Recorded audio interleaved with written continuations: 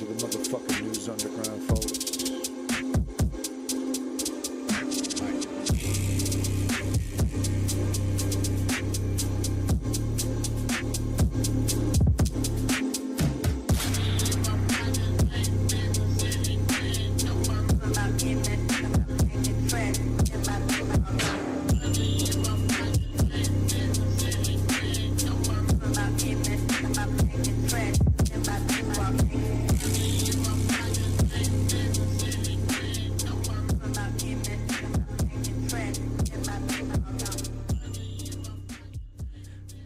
That is She Civvy with Stowaway. Amazing music. We were also watching some insane AI animation. I don't know even what to say about this except enjoy the brain rot, enjoy the cancer. Maybe it's some kind of alien virus that's going to change our DNA. Those are always fun sci-fi stories. Welcome to the News Underground. I am Abandoned Nihilism, aka the realest motherfucker on Twitch. You saw the title. It's Dictator Trump. It's happening. 19 states getting invaded. Chicago's next, huh? He's sending them all. Even sending some to Texas? Maybe just to provide cover. I don't know.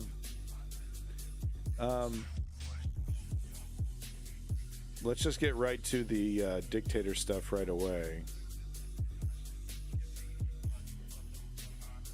Well, the National Guard stuff here. Let's watch this. Ugh, Mika Brzezinski. Let's start it off with some Mika. Let's cosplay as Joe Scarborough and start our day off with a nice face load of Mika Brzezinski. Of Gaza, an airstrike at a hospital has killed at least 19 people, including 4 journalists. That's according to Palestinian health officials. One of the journalists killed was a freelancer who had been working for the Associated Press. Al Jazeera and Reuters have also confirmed their journalists and freelancers died in the strike. Israel's defense forces responded to the reports, announcing plans to conduct an initial inquiry as soon as possible. It adds, the IDF regrets any harm to uninvolved individuals and does not target journalists as such.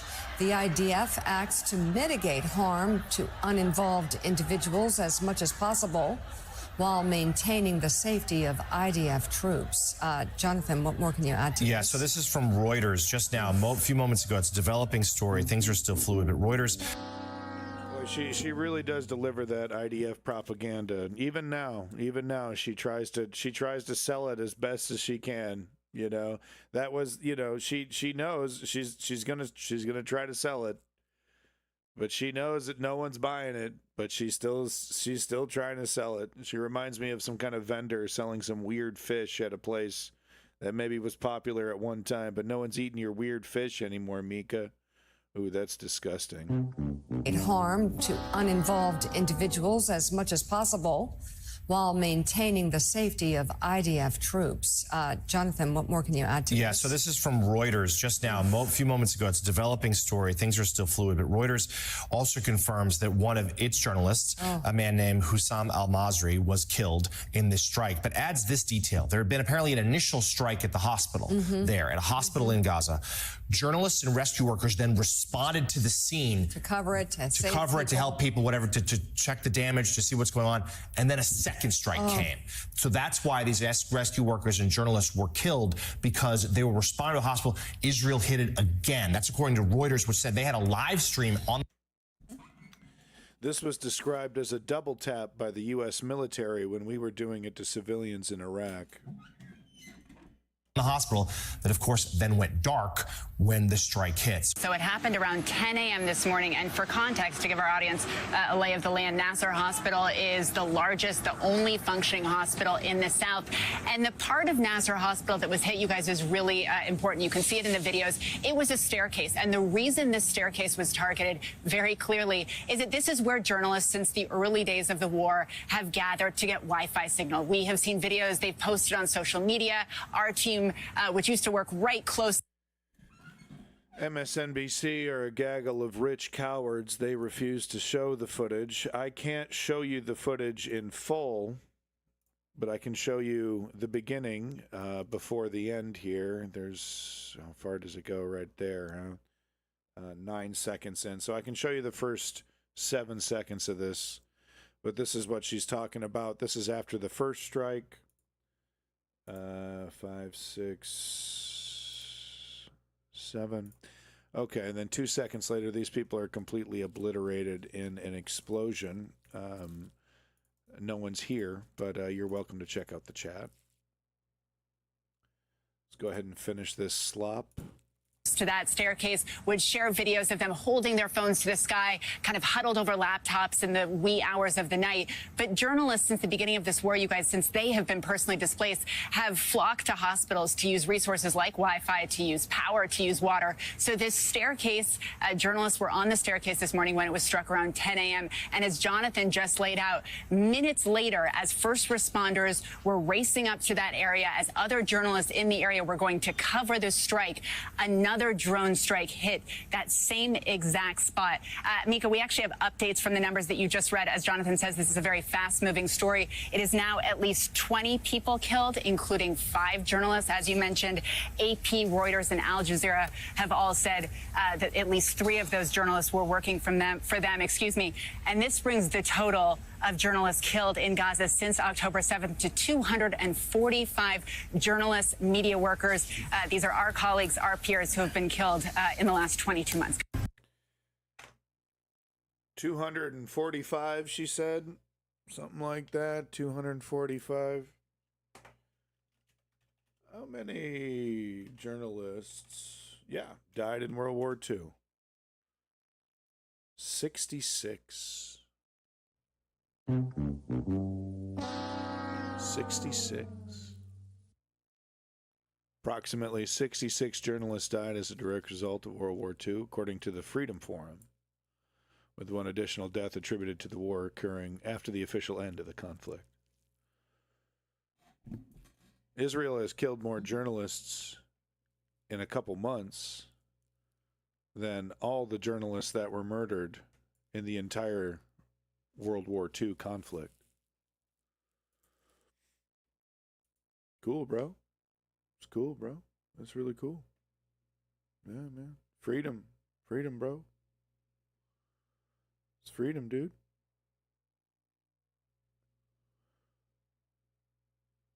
Hold on. So, Chris, first. Let's get to this one. What's Vietnam? What's Vietnam? It's like a battlefield map. They had like an expansion. You know, the main menu, it was like a fortunate son. No, how many journalists? Oh, okay. Oh, yeah. Oh. Okay, yeah. Died in Vietnam, baby. 63. The reason why the number is so high is because Israel is intentionally targeting them. Mika didn't mention that. Oh, that's terrible. Oh, let me just sell some IDF propaganda real quick. Did the best I could. Got to do my daddy proud. Mika Brzezinski will invest in property in 20 years. She'll quietly do it. She'll have her eye on something in Gaza, on the beach. She'll do it nice and quiet. Nice little retirement place. Tuck a little money away. In a couple decades. Maybe a decade. Maybe a decade. I'm being too generous with 2 decades. 10 years. 10 years after the dust settles and Israel has secured their invasion. Makes me want to throw up thinking of that. Yeah, it's pretty fucking disgusting.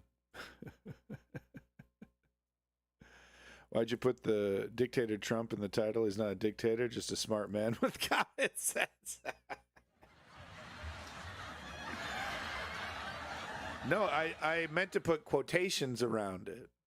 right? Because it's so ridiculous that he would that anyone would consider himself a dictator. Meanwhile, here's MSNBC, both siding this. Got to make sure we have the maniac, the wacky waving inflatable tube man, representing the right wing. Did you know that DC and Chicago, you get murdered anywhere you just walk out, you just get shot? It sucks though, because neither side here is really representing reality correctly. There absolutely are crime issues in these cities. The point this person makes though is really quite devastating, which is that, if it's so bad, how come property rates are skyrocketing? How come incredibly wealthy people are flocking to these cities to spend unbelievable amounts of money on rent, driving rents up for everybody? How come these places are so damn expensive if they're a killing field, as Trump called it? Literally, he literally called Chicago. He goes, as you all know, it's a killing field.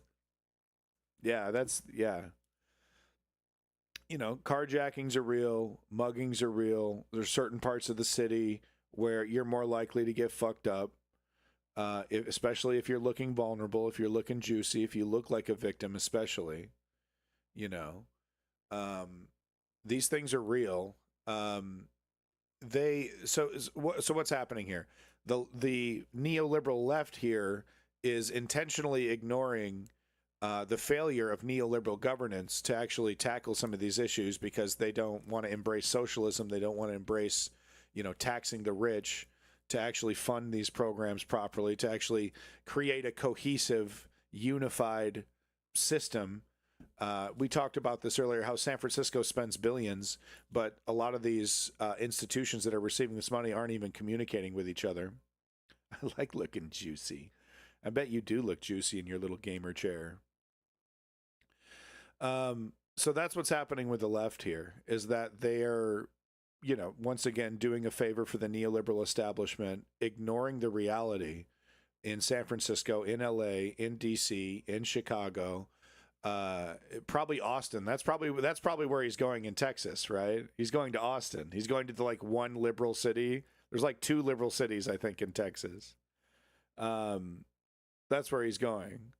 But that's what MSNBC is doing, right? Totally ignoring it. And then, of course, what's the right saying? They're literally the hyperbolic language from the right. It literally sounds like The Purge. It literally sounds like Mad Max. They're never called out on their lunacy. Yeah, Dallas. That's the other one. Thank you, Bound. I still can't name three fucking cities in Texas. That guy nailed me. Okay, that right winger nailed me on that one. Okay, I lost that debate. Triggered, clip it, thumbnail, soy face, arrow pointing to my soy face. Do the whole thing. Do you see they announced MS? Yes, I've been making fun of MS Now for days now. It's just, everyone's going to run. They're going to run, dude. Are they really they're going to do this rebrand but change nothing else? So all these Claire McCaskill and all these other regular crusties it's just going to be the same thing. Not going to change it up at all. Mehdi Hassan over here, because Mehdi Hassan, when he was, when they wanted to silence Mehdi Hassan, they couldn't even have him on the C string on the internet only show. Mehdi Hassan, it was Zateo. He showed this is a template. This is how you do it. You break away from the corporate narratives. You break away from the neoliberal establishment. You offer people a real choice. You offer people a real alternative. They're not going to do any of that. The 3 new genders, news, opinion, and the world. No, they're going to change the name, dude. They're changing that name. I'll be shocked if the name lasts a fucking year. MS Now. It sounds like a medical thing. Grandma's got MS Now, dude. It's not looking good. It's not looking good. She's reading Rachel Maddow's blog, dude. She's cooked, as the kids say. She's baked. She's fried. She's sauteed, okay? She's got MS Now. You Win TV, Ford the Perfect, Bound TRS, and always with a thing from Kick. Buy a bot, buy. And if anyone knows what's happened, Kick apparently lost about 80% of its viewership when some kind of anti-bot thing was implemented. Everyone on Kick, all the fucking slot machine pullers on Kick had their viewer count drop by half. Oh, so funny, dude. Welcome back, Swims with Whales. Now that there's some people here, I did want to point out, though, that MSNBC seems to be throwing some Hail Marys. Look at the names of some of these streams, okay? This is classic MSNBC I'm about to show you. This is classic MSNBC. Both sides, like I said, provide cover for the neoliberal establishment, et cetera. Fake viewership on Kick, shocking. Yeah, well, for only $5.99, I could do it too. Mercurius. Wow, super duper OG. Welcome back. It's good to see you, Mercurius. Handsome looking fella. But anyway, I just wanted to show you. MSNBC is throwing Hail Marys over here. Look at these titles, dude. Wake up, quote unquote, and meet the fucking moment, quote unquote. Democrats urged to stand up and fight. Always with the good gifs. Look at this one, quote unquote. Just give us a damn answer. David Hogg's message to Dem leaders. These two shows play after prime time at night. The Velshi show, maybe Velshi's around prime time, but this is like the late night show. This is the weekend, yeah. So this is like the C string, right? Oh, they got Michael Steele on the C string. Oh, that's embarrassing. It's just not working out, Michael. It's just not working out. Welcome back, female eunuchs. Good to see you. But anyway, this is classic MSNBC, but this gives us a rundown of the invasion. There's no other way to put it. You know, it doesn't matter what's true. It's really interesting because really J.D. Vance and Donald Trump, it's just all lies. It's like it is up to that level of Putin, Xi Jinping, right? It's up to that level of China, of just stone cold. You know, we don't have full control over the media, but soon we will. Soon, you know, there won't be any challenges to any narrative, so we can really just say whatever we want. And that might be true in terms of like media perception. Of course, these people are not actually reality wizards. They're not Mr. Mizliplip. How do you say that guy? The Superman character. But anyway, his superpower is literally changing reality. No, he can change this microphone into a snake. You know, he could change you into a piece of wood. They actually don't have that power to do that as much as they would really love that power. So you can only like lie and bluster your way through so much of this until reality comes smashing in. What's interesting though is that it's brazen lies. I'm going to, show that with JD Vance if we can get to it. We are cooked, as the kids say, right? We got it, Mercurius, you and I, we got to get on top of that. We got to start ruining that. I'm about to hit 40, a couple weeks away from 40. So once you get older, you discover that destroying the language that children use, like their hip new language, making fun of it and destroying it, using it unironically so that it becomes lame. It's really fun. It's like bussin'. Hey, does that mean we get on the bus? Hey, let's bussin', folks. Let's do it.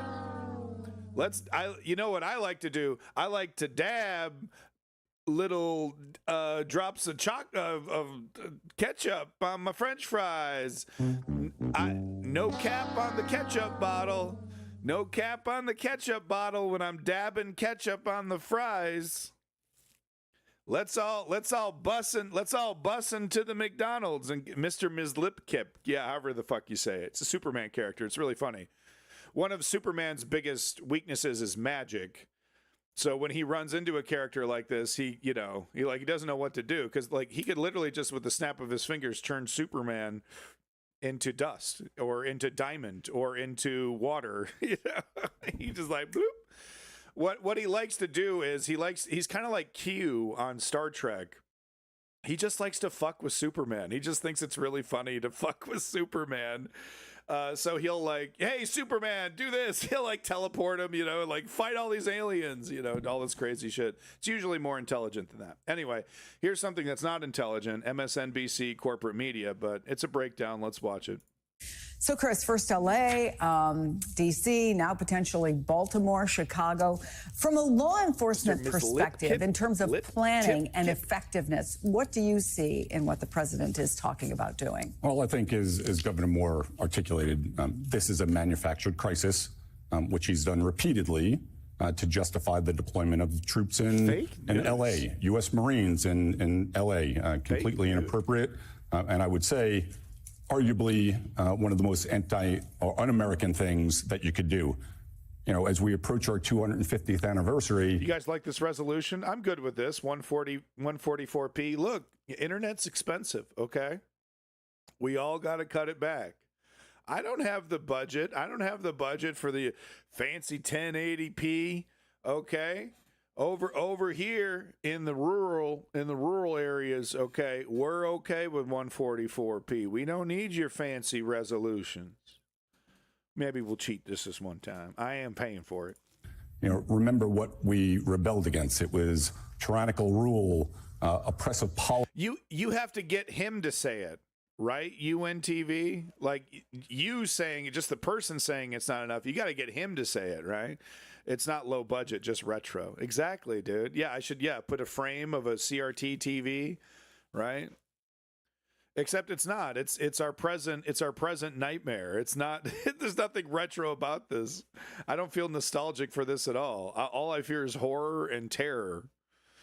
Still, Internet Explorer. It's a good browser, guys. Come on, I explore the internet. What else would I use? I type internet into my computer and then it comes up. What else? What, you guys use other browsers? Policies and the stationing of troops in U.S. cities. Troops are not there for policing. It's why Posse Comitatus was drafted after the Civil War, getting us through Reconstruction, and there are a few exceptions for it. None of the things he is mentioning are exceptions. The use of National Guard, they're not police. There's not an emergency. There's not a national emergency. He's such a beautiful There's not an insurrection.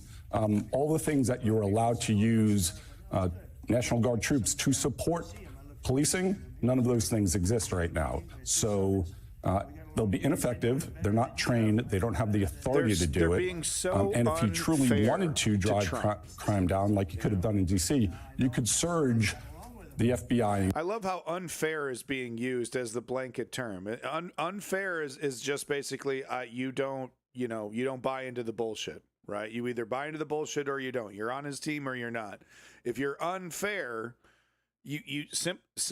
by simple English, it simply means that you don't believe his lies, and that's become the blanket term. Other federal agencies to supplement the actions that are going on there, but in limited scale. Going after violent gangs, going after, fugitives. There's some things that you could do. But this broadsword is not the approach that you want. Yamiche, the president has essentially declared victory in D.C. That's what we just heard from him as he continues to speak in the Oval Office. So what might that mean for what's next?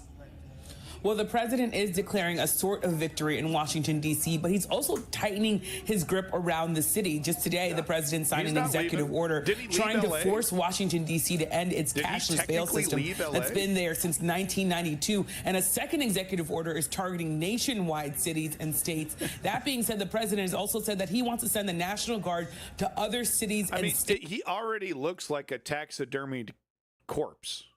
I mean, he already looks like a corpse that, they did some work to clean it up, Armed troops in every major city is crazy. We need Gerard Butler and Morgan Freeman to make this dystopian shit. Oh, yeah. White House has fallen.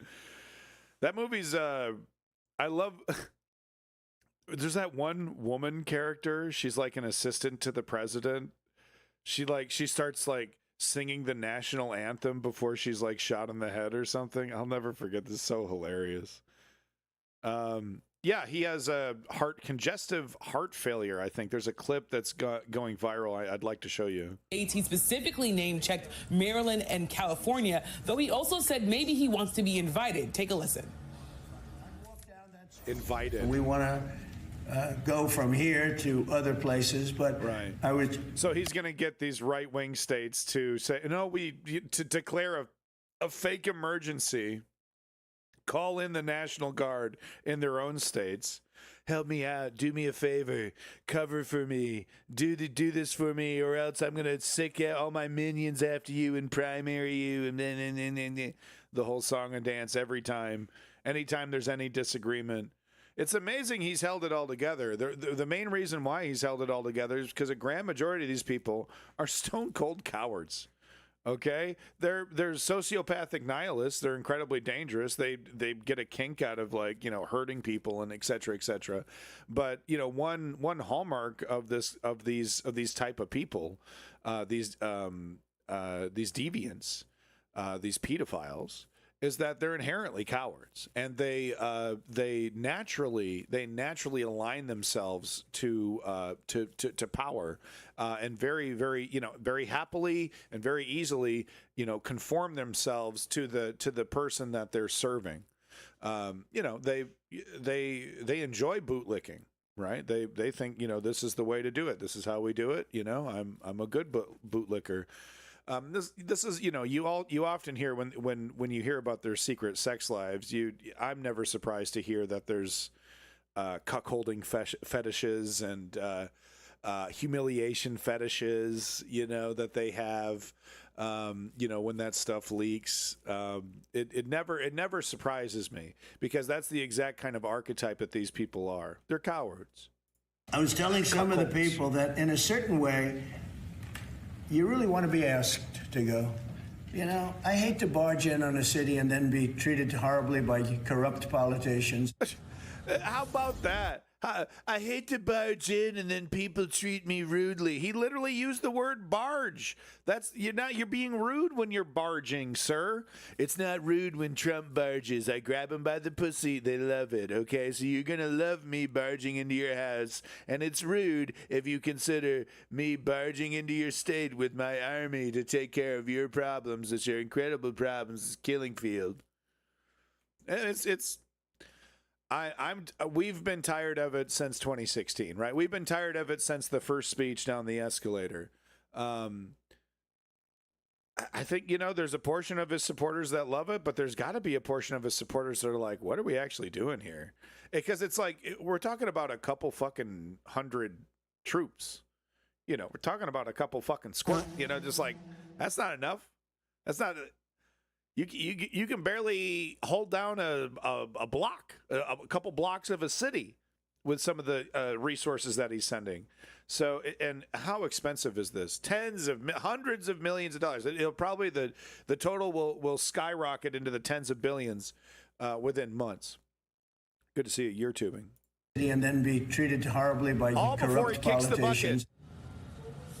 All before he now, the kicks president the said in bucket. part that he wants to be invited because he doesn't want politicians to take credit for. He's going to hand that shit right over to J.D. Vance, and J.D. Vance is going to. The only thing he's going to change is the finance stuff. He's going to remove all the tariffs, let the orgy continue. Look at this thing in the case, adorable. Look at J.D. Vance. He can't wait. I mean, he's beaming. If you notice, if you look at the faces of these fucking people. Who's happy to be there? Huh? Who's happy to be there? Forced to be there. Can't believe she's there. Once again, can't believe he's there, right? And he's in the doghouse because of all of his security flubs. So he's like a very, very obedient lapdog, right? I don't know. Happy to be there. Does not want to be on camera. Like, look at the faces. Even Trump, right? Filling his diaper as we speak. Who's the one guy, right? Who's the one? Can't wait. Do you need another diaper, sir? Do you need another Coke? What do you need, sir? What do you need? Can't wait for it. And let me tell you something. This man, he's not going to back down. He doesn't fucking care. I think he thinks other people suffering is kind of funny. Quite frankly, I don't know though. I don't know. We could see a total 180. He could boot out Stephen Miller, stop the ICE stuff. Start being the smart fascist, right? Because like what you do is you don't send these goons after just everybody to just march down the street doing nothing. You target specifically left-wing movements and other, Zoran Mamdani associated movements, left-wing media. You start targeting specifically the last vestiges of liberty and freedom in the country, and you do that with laser beam precision, right? You start sending ICE after actual political dissidents, people that are, organizing marches and resisting your tyranny. You do that. You don't just do a big, messy, expensive show of force marching down the street, setting up checkpoints and busting weed smokers sitting on their porch. He's a very, very dangerous man, and this nightmare is about to ramp up. Like the death of Trump, it's going to be a great day. We're all going to celebrate. But the hangover is going to be pretty shitty, okay? Because the hangover is going to be essential. The next day, we're all going to have to acknowledge the reality that America is in a much more dangerous position. I mean, look at the fucking guy. Just look at him. Look at the guy, dude. Tickle pink. Tickle pink. He's about to be the fucking dictator of the most powerful country in the world. And it shows. Any sort. I don't know how I got here, man. I have no fucking clue how I got here, but it's about to happen. He's, tickled pink, dude. Guy won the lottery. Guy won the super lottery, and we will be saying thank you. Thank you. Thank you for arresting me. Thank you for putting me on a truck. Thank you for dumping me in Uganda. Appreciate it. Lovely Uganda this time of year. Right? Have a fly pie. Of drop in crime that might come from a federalization or federal actions in a city or state. But the president also said, and this is really important, that he's not going to wait to be invited. So he's also essentially hinting at the idea that he might send the National Guard into Illinois or California or Maryland against the wishes of those governors. Chris? Thank you for that, Yamish. Governor, look, you understand very clearly. You know how sometimes we come up with some really funny sketches? That's a classic sketch, Rebel Phoenix. The fucking classic, Christmas story. The three ghosts just try talking to Donald Trump, and he just like overwhelms them. They all give up. They never leave the bedroom. They never fucking leave the bedroom. He's just talking and watching cable news the whole time and tweeting and sitting in bed and complaining and talking. They just show up, and then they just leave. God, that's a good one. That's a sketch, boy. Clearly what it means when the National Guard comes into your state, what it means when it comes in I won the World Cup. to Look a at community. That. Wow, it's mine. Donald Trump great? essentially said today that, not only was he not happy that he wasn't being thanked for this, he suggested that there are people who want a dictator. He says, I'm not a dictator. I'm being accused of being a dictator. Right. So watch. I mean, like, this is like DBZ. This guy's like Frieza, dude. He's just fucking boop. He just dodges, bro. Like, he doesn't even bring up the fucking dictator shit, right? No, it's right into these cities are hellholes. And what does this woman do? What does this journalist do when this guy dips and dodges her question about, hey, Trump literally said, I want to, hey, some people say I want to be dictator. Are you one of those people that say Donald Trump should be a dictator? Doesn't answer the question, starts talking about D.C. being a killing field, Chicago being a killing field, et cetera, et cetera. What does this woman do? What do you think she does? She sits quietly, agonizingly quiet, for several minutes while this guy just hops from the one lie to the next and one hyperbolic statement to the next. Only when he starts to sputter and like dead air is there, when he runs out of hyperbolic things to say, does she jump in? Does she jump in to challenge? No, not really. No. Okay. When Donald Trump puts the kibosh on all this, how much are we actually going to lose? You know what I mean? How much are we actually going to lose? I mean, we will lose a lot, because these are multi-billion-dollar. The main thing that we're going to lose is all the research. Not these hosts, not these personalities, but the staff that works at MSNBC, collecting all this data, making all these charts, right? All the shit that they flash on the screen for 5 seconds before we get to another crusty motherfucker's lost 100 elections to tell us how to win one, et cetera, et cetera.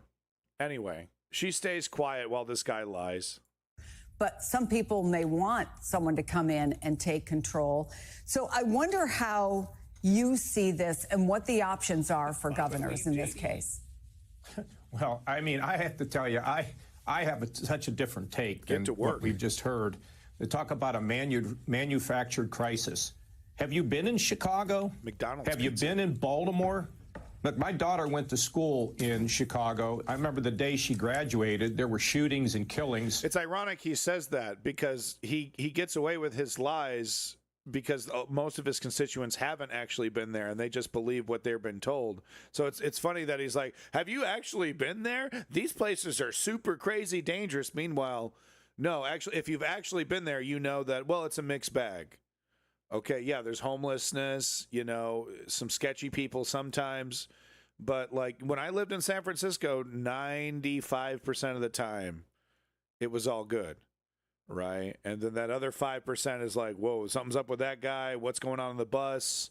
I had somebody spit on me, right? You know, so, that's that 5%. But a good 95% of it is, this city's fucking amazing. I love this place. I wish it could be better. You know, you become passionate about wanting to make the city a better place because it seems like it's, it's within grasp, especially when you live there. That kind of nuance. We're trying to sell a dictatorship here, folks. We're trying to sell a dictatorship. That kind of nuance, we can't have it. SF's got more aggressive dogs than homeless these days. They're there, though. All major U.S. cities are like that. Yeah, my city is relatively safe. Yeah.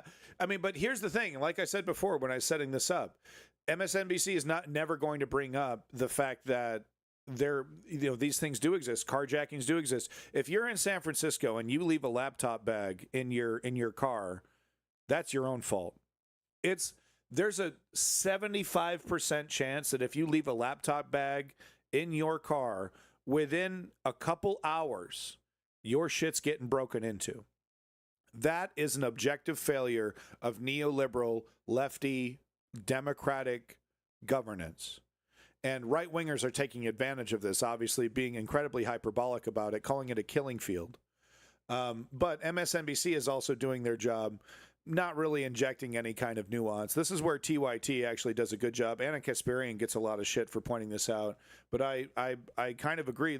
You got to live there to know what we're talking about here, because it is a mixed bag, but it's also like you vote on these, on these things to fund these things, right? All this homeless shit, billions of dollars goes into it, and like nothing changes. Nothing change. Oh, some new person, I'm going to do it. I'm going to fix it. Okay, you get her in there, and then it's crickets, dog. It's like, what the we start talking about stadiums. We start talking about the Olympics. We start talking about this and that. Gavin Newsom personally destroyed single-payer health care in California. Okay, so like you got to live there to understand the failure of neoliberal government. But it's, of course, they're being incredibly hyperbolic. And he's once again where I paused, where he was like, you gotta, it's unbelievable. Have you been there? Have you been there? It's unbelievable. You got to wear body armor just to walk outside. And of course, that is a stone cold lie. MSNBC is obliged to call that lie out. They don't.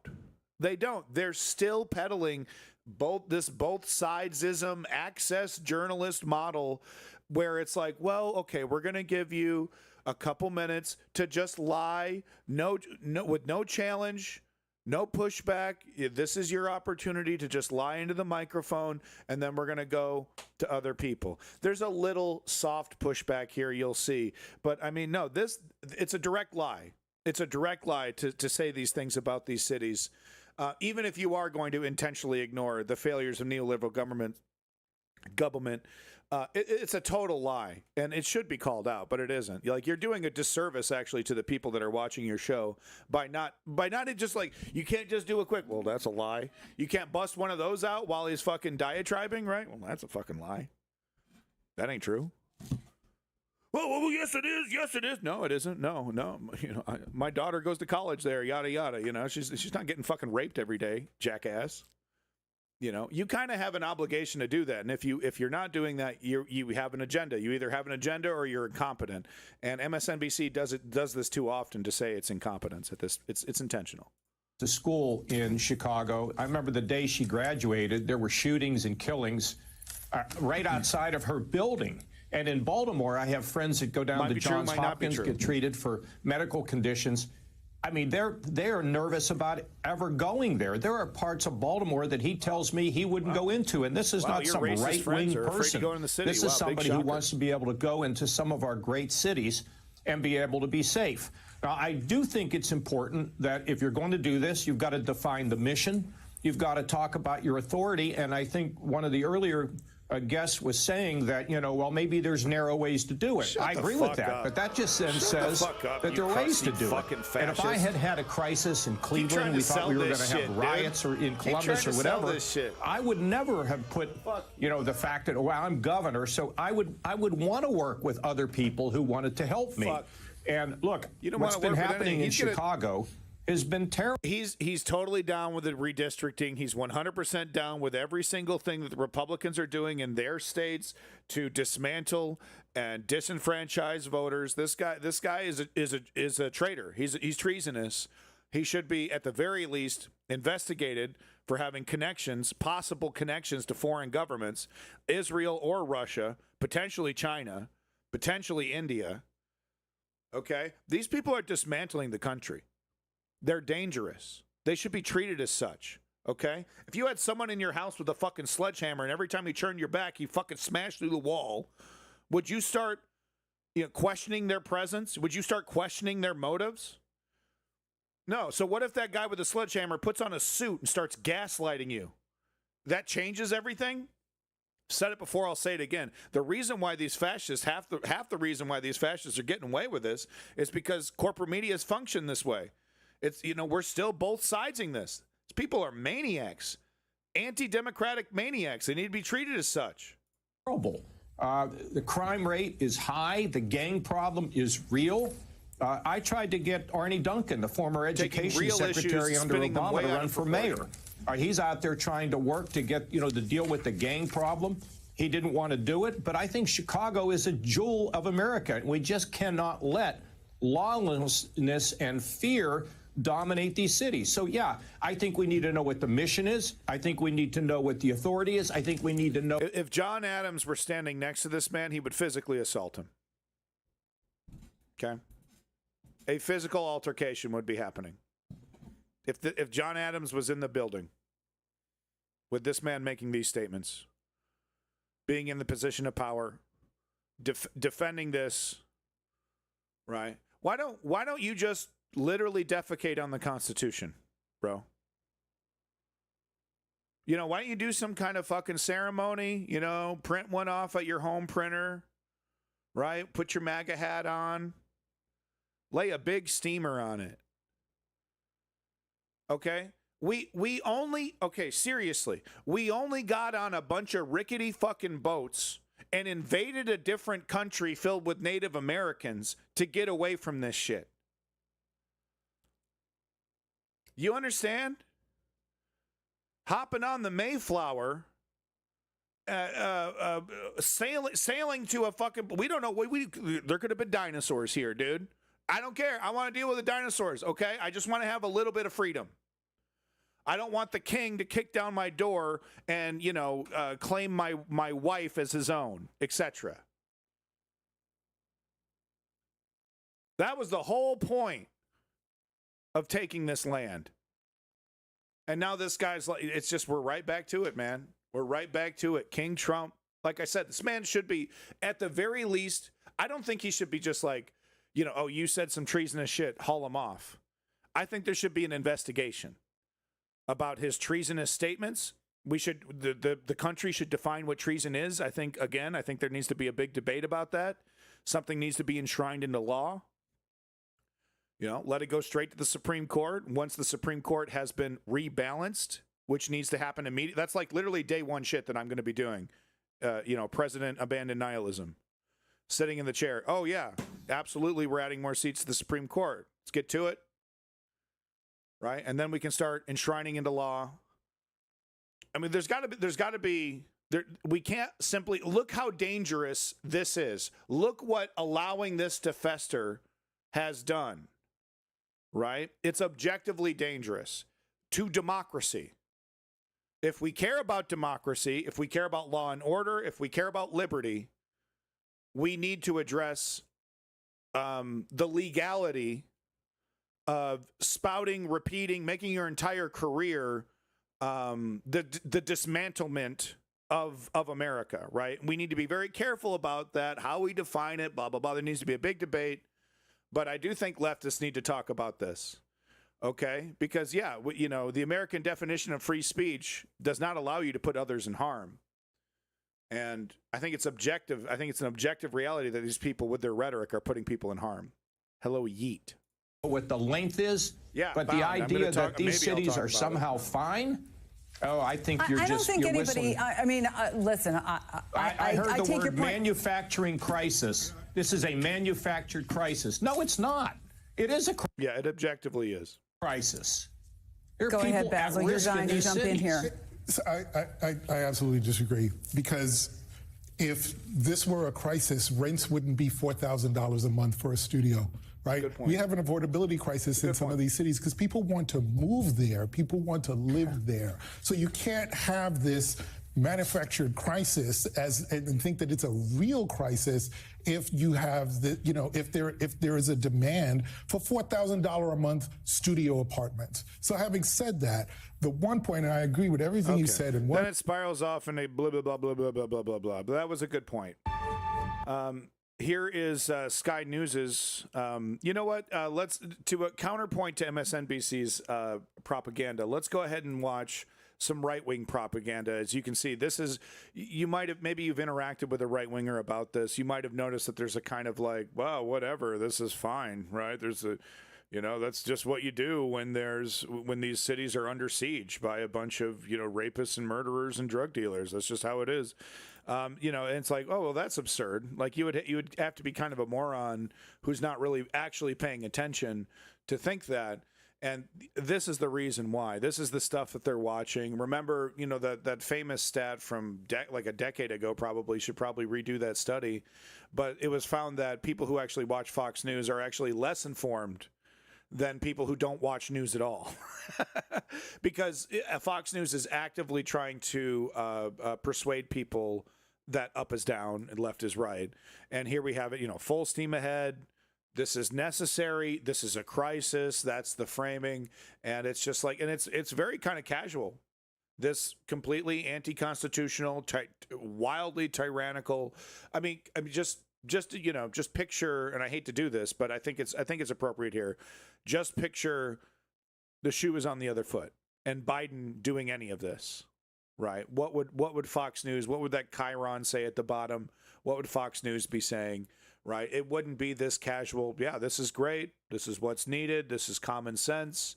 Of course, it would be framed as a tyrannical dictatorship is invading America, which is the appropriate context for what it should be taken. MSNBC is kind of avoiding that as well right now. They're not going as far as they should. Troops are now set to mobilize across 19 states over the coming weeks. They are going to help Homeland Security execute a sweeping federal crime and immigration crackdown that is underway now. The order is effective August through mid-November, Fox News is learning. So it's one thing for Fox News to call it a sweeping immigration and crime crackdown, right, which is only technically true, right? Because it's technically true because that's what Donald Trump and the government is saying, that's why we're doing it. So it's technically true that that's what they're saying. Of course, that's not the reason. It's absolutely not the reason. What I was saying, though, is that other less right-wing propagandistic outlets are basically framing it as well in the same way that Donald Trump is sending these people to, and it really, like, it basically manufactures that reality for Donald Trump that there's a crisis. You don't really see, like Donald Trump erroneously sends, like Donald Trump sends unnecessary troops to.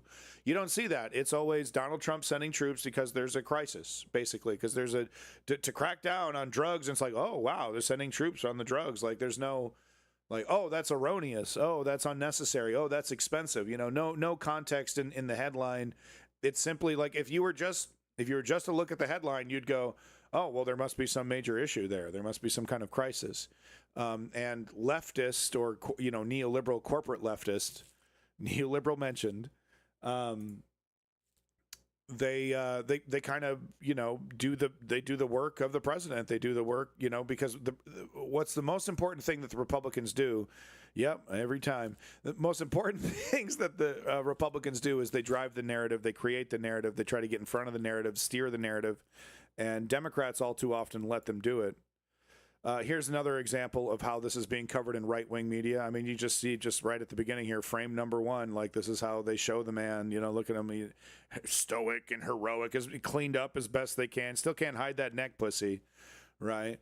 But I imagine that in this picture, he was wearing adult diapers that were filled with urine and feces, right? I mean, in every picture we've seen of him probably for quite some time, that's been the case. So it's kind of hard for me to shake that image, Pentagon officials tell Fox News roughly 1,700 National Guard troops will be sent to 19 states over the next few weeks. All part of the Trump administration's crackdown on high crime. Fox's Lucas Tomlinson has more. Down on high crime. Like no mention whatsoever of constitutionality, no mention whatsoever of, how it's hilarious. This is exactly what right-wingers have been warning us about, the FEMA camps, weaponizing of the Justice Department. This is all the shit that this was Alex Jones' bread and butter during the Bush administration, was talking about this kind of stuff. They're going to do it. The FEMA camps, they're coming. And here it is. And it's just Trump wears a Foley catheter. Yeah, he's a very unhealthy man. Foley. Look at that Krill. There are now over 2,000 National Guard soldiers patrolling the streets of the nation's capital.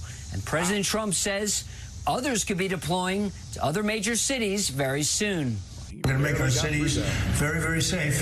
Chicago's a mess. You have an incompetent mayor, grossly incompetent. So I think Chicago will be our next, and then we'll help with New York. Last year, the murder rate in D.C. was on par with Chicago and nearly... So this was interesting here. Very, very selective stats showing murder rates in various cities. Real quick, this is the 2024 per 1,000 people. Murder rate in Kentucky. 5.6 per 100,000. So we got, that's higher than New York, lower than LA, lower than Washington, D.C., lower than Chicago. Okay, all right. Let's try Texas. I'm curious. Texas, 6.7. So on par with LA, higher than New York. Man, the murder rate in New York is actually crazy low. What could be the reason why? Well, it must have something to do with the incredibly stringent restrictions on gun ownership. No, that can't be it. It's probably the pizza. It's the pizza. People just like, well, you can shoot each other or we can go catch a slice. Let's go get a slice. Come on, buddy. Teenage Mutant Ninja Turtles. 4 times higher than Los Angeles and nearly 6 times higher than... But so, I mean, these numbers, like I said, this is the kind of shit that MSNBC, MS Now kind of intentionally ignores, and it does allow... It's the pizza and the weed, must be. It does allow for these bad actors to come in and say, oh, look, there's a crisis. Now, with that said, as we can see with New York, as we can see with LA, it doesn't really matter where the number was at. So I think this would be happening regardless. But something that is being lost here, by the mainstream is the failure of neoliberals to actually do something about some of these issues. Because these are real numbers. These are real people getting hurt. New York, Congressman Pat Fallon says D.C. needs to be cleaned up. And even with D.C. booking the books on their crime statistics, you're 3.5 times more likely to be killed in D.C. than you were in 2012 when a serious... The chiclet front teeth. Why do they look like that? Do they try to look like that? cocky and punchable, slappable. You know, I want to slap the earbuds right out of his ears, man. Why do they look like this? Crime is committed. And from 2018 to 2023, carjackings are up 550%. So things are out of control. And thank goodness President Trump has taken these, again, bold actions. It's not out of control. It's a problem that needs fixing. It's not complete, you know, but that doesn't matter. Truth doesn't matter here. 1,700 national. But as you can see, this is why your Facebook uncle, this is why your dad or whoever, the right winger in your life, is so nonchalant and really isn't even, because like this doesn't even mention constitutionality, right? Most of them who are, I love the Constitution, they probably got a shirt that has the Constitution on it, right? A lot of these right wingers like to wear the shirt with an eagle flying surrounding the Constitution, right? Oh, this is totally, you know, not even questioning it. Guard members will also be deployed in 19 states. The White House says they will help DHS with clerical support for processing illegal aliens at ICE facilities. Early Friday morning, FBI agents raided the home of Trump's former national security. Processing, not kidnapping, not extrajudicial, you know, kidnapping. Security advisor John Bolton. After returning to office, Trump pulled his security clearance and protective detail. FBI agents were also seen at Bolton's Washington office, carrying boxes of documents, likely searching for classified information. Fishing for anything illegal. Please, anything good, anything at all. I honestly will be shocked if they get anything on him. The guy, John Bolton, would bore you to tears, right? I mean, he's a monster. You know, he's absolutely down to get a lot of Arab people killed. Would be tickled pink to see Donald Trump invade Iran with American troops. But he's like a fucking cracker and distilled water drinking, watching a World War II documentary before he falls asleep at 9 p.m. kind of guy. Okay? Yeah, he gets the unsalted saltines. Okay? That's too much excitement for one day. All right? This guy's by the book. He's buttoned up. I would be absolutely shocked if he has anything illegal, any dirt, anything at all. At all, dude. It could go the other way. He could be like a really, you know, he could be like a Dexter level, like, you know, totally, you know. I don't think so, though. I think he's just a technocratic conservative, you know, who thinks, you know, we need to exert power in the Middle East. And I think there's some bigotry there as well, but he does a good job hiding it. President admits he doesn't like Bolton very much, who wrote a book critical of the president. Not a fan of John Bolton. I thought he was a sleazebag, actually. And he's takes one to know one. Suffers major Trump derangement syndrome. As the raid was getting underway. Right. I love how that's a real thing, too. Yeah, that's really great. So here's the last bit of propaganda I wanted to show you. Here's Dean Cain. He used to play a Bush League version of Superman on a failed network's attempt at turning Superman and Lois into some kind of love story. The whole thing was a fucking goopy, gloppy mess. Literally never seen a single episode. It was the time to turn off TV after Buffy the Vampire Slayer when this fucking garbage came on. So now he's doing right-wing propaganda, and the reason why I wanted to show this, the main thing, is that it shows him training. But look at how quick they cut to it, then they cut away. You don't get to see more than 2 seconds of this man moving, and there's a good reason, okay? Let's just say he's about as in shape as I am. Did you want to get involved with ICE? I know there was a little bit of backlash, right? Not everybody thought it was the best idea for Superman, but why did you want to do it? Dexter is a serial killer. Because I stand with our law enforcement, and people don't realize, they think that, you know, ICE is this horrible, nefarious group, and they're not. They're phenomenal. Has there been support for you, though, that you've also received, and what's that been like? Way more support than the trolls and haters. Yeah, there might be an illegal immigrant in that pipe. You know, illegal immigrants love to hang out in pipes. That was a CW level of Superman. Yeah, man. It was like they tried to turn it into like some fucking goopy crap, right? They tried to turn it into one of those Dawson's Creek shows. And the trolls and haters. I get John Oliver. Yeah, the haters, the people who love democracy, the people who understand why there's a difference between military and police, aka haters, wokesters. You got TDS. Or Bill Maher or whomever making fun. Yeah, because Bill Maher represents our movement, you slob. right? Flipping through cable TV in his fucking Hollywood mansion. That's great. Go ahead. And it's an easy joke, and that's fine. But I mean, when you're making it's an easy joke because you're so comically, wildly, on the face, absurd. That's why it's actually so easy. fun of is me standing up for federal law enforcement. Yeah, licking them boots, buddy. You doing it excitedly, man. It actually makes me ashamed just watching you. And American citizens. If you want to make fun of me for that, go ahead. Yeah, you bet. I'm not only gonna make fun of you, I'm gonna fucking spit at your feet. You disgust me, you fucking slob. You know, I think that's crazy. Did you talk to President Trump at all about this? Did he reach out to you? What did he say? I haven't spoken to him personally, but I did receive a nice. Look at this all about fucking this? man. Did Look he at reach out this. to you? What did he say? I haven't spoken to him personally, but I did receive a nice, a nice thank you. Yeah, thank you. Thank you for spreading my lies and propaganda. I didn't even have to ask you. You just lick the boots. You just do it anyway. A very respectful thank you for me being here. And yeah, so there you go. Thought I'd show this tweet. It's pretty funny stuff. You know, Twitter idiot. LOL, Gavin will never be as cool as Trump. Y'all are dreaming. This person. Oh, okay, what about now? Does it look good now? Where's my fucking music, man? Here we go. Is that about right? Is that what you need? Get you off? Huh? How about Gavin Newsom sending some troops into fucking Kentucky? How about Gavin Newsom threatening Greg Abbott with a fucking arrest? Right? Does it look good now? I like that this is happening. It's way too late. It's way too late, and he's doing it alone. Hakeem Jeffries and Pelosi and the rest of them are like cowering in the corner.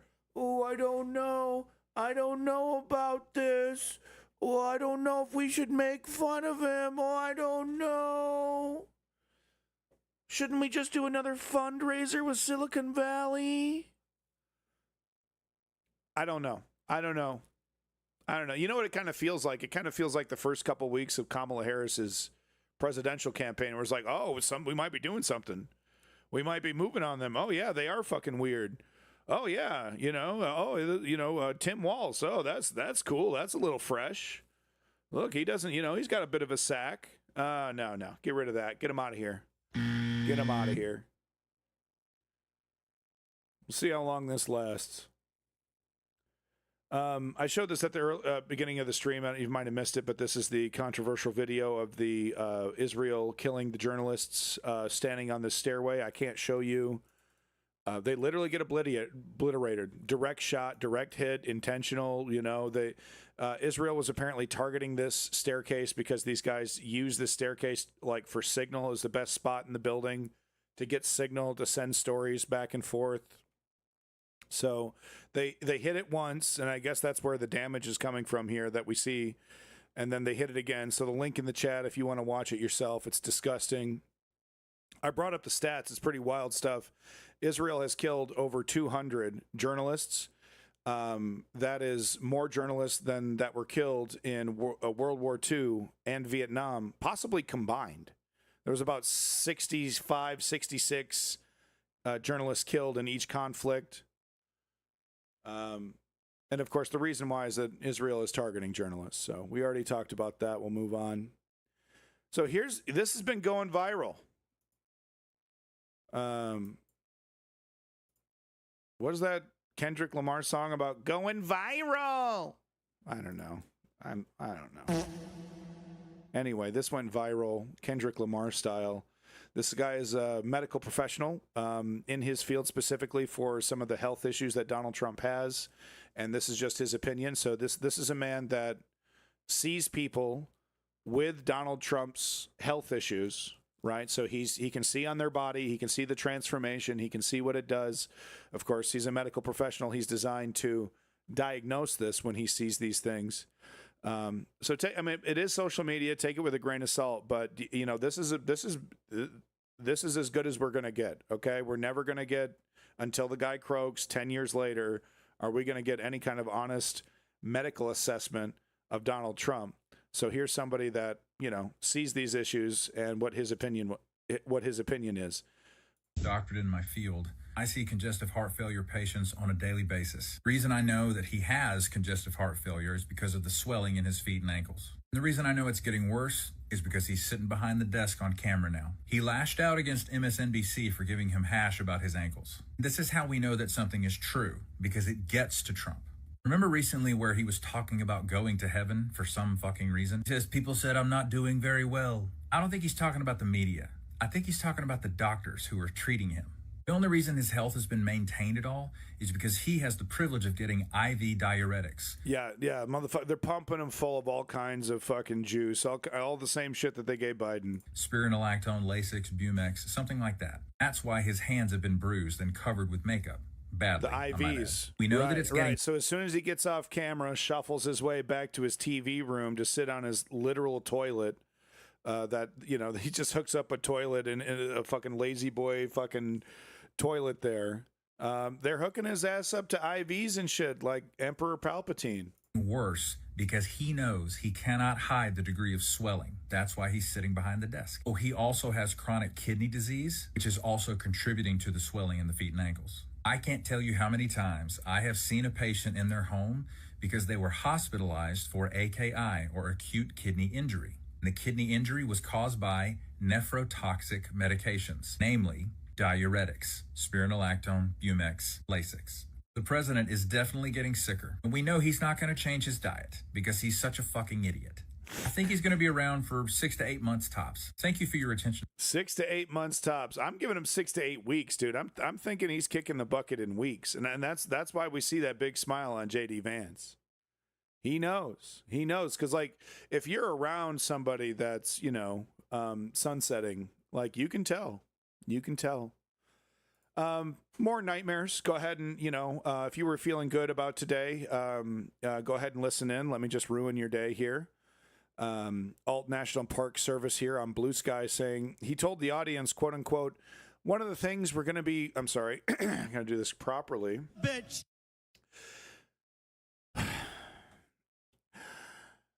One of the things we're going to be redoing is your parks. I'm very good with grass. I have a lot of golf courses all over the place. I probably know more about grass than any person anywhere in the world. Yeah. Trump suggested that Washington, D.C.'s national parks could be converted into golf courses. Yay! Bing, yay! Bing, bong, bong, oh, bing. Whoops, that's the wrong button. Obama. Yeah, all right, whatever. During an event with police and military officials, speaking from the U.S. Park Police's Anacostia Operations Facility. So here we go. Literally, you know, something that even I would be like, bro, you got a little TDS, man. He's not going to be turning national parks into fucking golf courses. Come on, bro. Nance is smiling because he gets to hang out with a couches in the Oval Office soon. I don't know if couches existed like the one in that viral video where they had like a couch, but it had like an ass. Like, I might be fucking couches too. Why am I devil's advocating JD Vance's weird sex kink? I don't know, man. We just doing things around here. So anyway, you know, the most hyperbolic TDS comment you could possibly make a couple years ago. It's happening, Swims. It's not an if, it's a when. It's a when. And I'm saying weeks. He hasn't golfed apparently in 14 days. You know, doing everything behind the desk. Anytime we see this guy, you know, that isn't like, you know, completely guarded and everything, he's got the makeup on. He's trying to hide everything up. His diet's atrocious, as it was mentioned. But yeah, it would be ridiculous to say this, but no, he's like, why don't we do it? A lot of land, be great golf course right here. You know, one thing I look at when I see America's bounty, beautiful national parks is, you know, an 18-course golf course that I could putz around with my little golf cart on. Be great. Oh, I know. See Peter Thiel in the office, Oval Office today. He was in the office today, really. When Trump dies, this cult's going to lose their shit. It's going to be interesting. I'm going to be here for it. We're going to be watching it. Just thought I'd show you, you know, Elon Musk has been testing androids driving Tesla cars. So here's one interacting with a fast food person. You're so real. Can I touch you? Oh, Are you real? Okay. Are you real? Am I real? I don't know. Oh, no!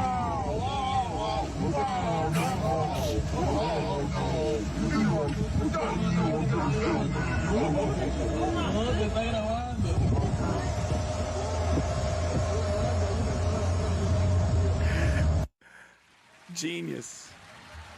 Genius. Genius. The car has to be a double act, right? Because he hit that car. He hit that car. And then the sparks. Oh, no! Oh, my God. This is great. This guy's a fucking genius. He's got the whole costume on. This guy's a fucking genius, dude. I don't know who this guy is, but he's my hero. He's just like, let's high concept comedy, dude. Because you look at all the shit that you need: 2 cars, a costume, a voice changer, someone sitting in the back with a fucking spark machine. Okay, it's just, I don't know, man. This is some great stuff. This is some great stuff, dude. This is how you do comedy. Like SNL over here, just farting out one more fucking factory-made sketch. Dude, it tastes like plastic after watching an SNL sketch, right? And meanwhile, real comedy over here actually fucking happening.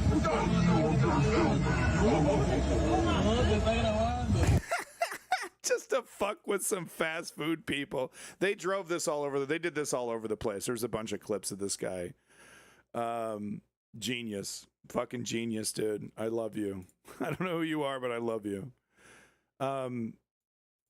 Just thought I'd show you some clips from the fascist in chief here. This is the latest round of executive, commands, fucking edicts from our dictator.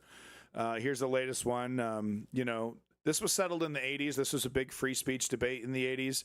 A lot of conservatives actually agreed with burning the flag. A lot of veterans who had just, come fresh off of Vietnam were like, I didn't die.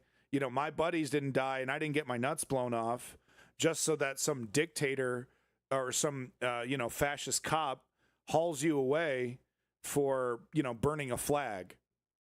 Right? Like, do we have real free speech in this country or don't we? If we have real speech, then you should be able to take even the nation's symbol and burn it in effigy, right? For protest. Doesn't mean I have to agree with it. My buddies died for that flag, right? So there was actually a big debate. And at the time, there were more honest conservatives, people who were actually conservative, who were like out here defending. I think William Buckley. I'm not sure. I need to look at the debate, but it was a big thing. This was settled in the 80s, and it's people protesting what was happening with the United States back then, and now it's apparently now your ass is going to get hauled off Putin style if you do this. I don't even know how this exists. It's probably totally illegal. It's probably going to be challenged by the ACLU or something, go right to the Supreme Court, who on a shadow docket will say Donald Trump's allowed to arrest you and kidnap you and dump you in Uganda while we sit on our ass and not make an actual decision about this. That's probably how it's going to go. Lastly, sir, this is an executive order on flag burning. It charges your attorney general. Would you listen to this? This is very important. Yeah, wildly important, right? Price of general groceries going up, vaccination programs being undermined by the HHS, by some kooky motherfucker with a fucking fake voice. He's got a voice modulator in his throat. Army invading the streets of American cities.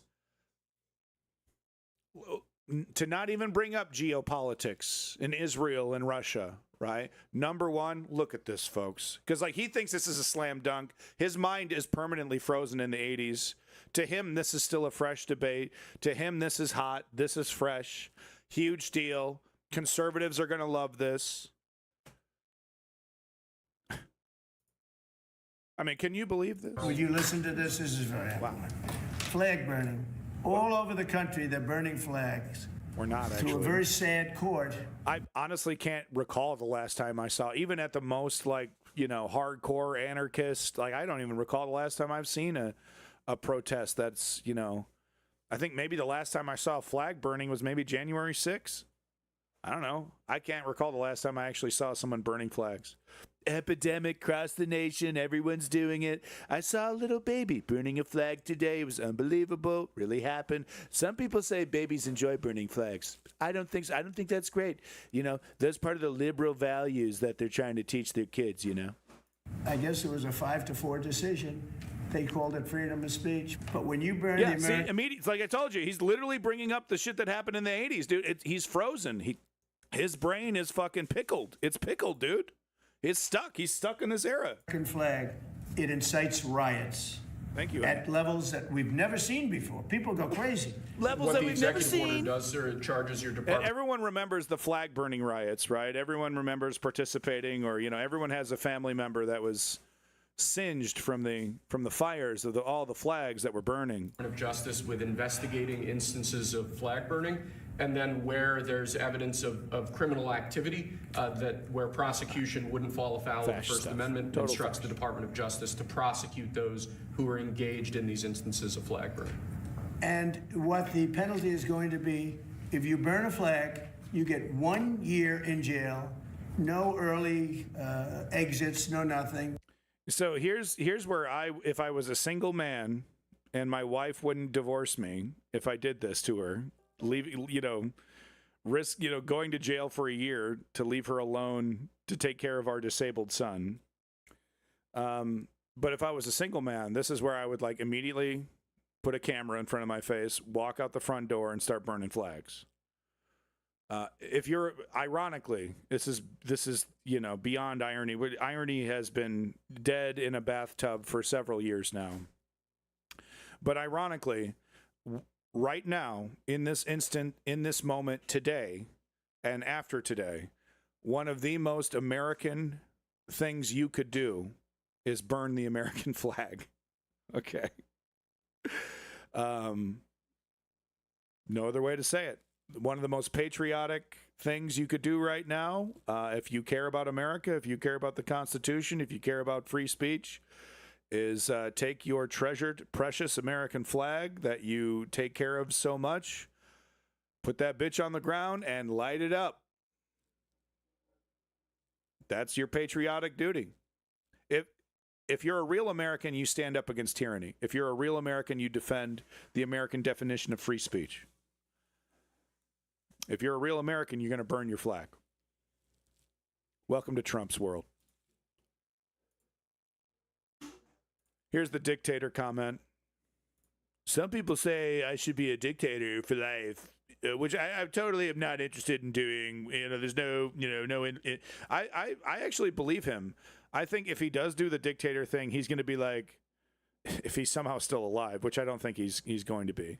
But somehow magically, if they pump him full of chemicals to keep him alive this long, if he does do the dictator thing, it's going to be like, I have no choice. I must implement my dictatorship so I can hand it over to my son, Barron. My other two sons are idiots. J.D. Vance is creepy and weird. The only person I trust is Barron. Maybe my daughter, Ivanka, but she won't let me sleep with her, so I'm giving it to Barron. We might see some shit like that. I don't know. The scenario I picture in my head is J.D. Vance implementing his continuing this anti-democratic streak, and J.D. Vance, having 3-4 terms, J.D. Vance, staying in there for, as the actual real dictator. Barron in his suitcase, he said something about building a fort or something about that. He was nelking some boys. He likes nelking boys. I don't know, building forts. We're going to put him in charge. He's really good with computers. Once I pass on, he's going to make sure they build a golden statue of me in every city, in every town. So, I really love the kid. He's really great. Chip off the old block.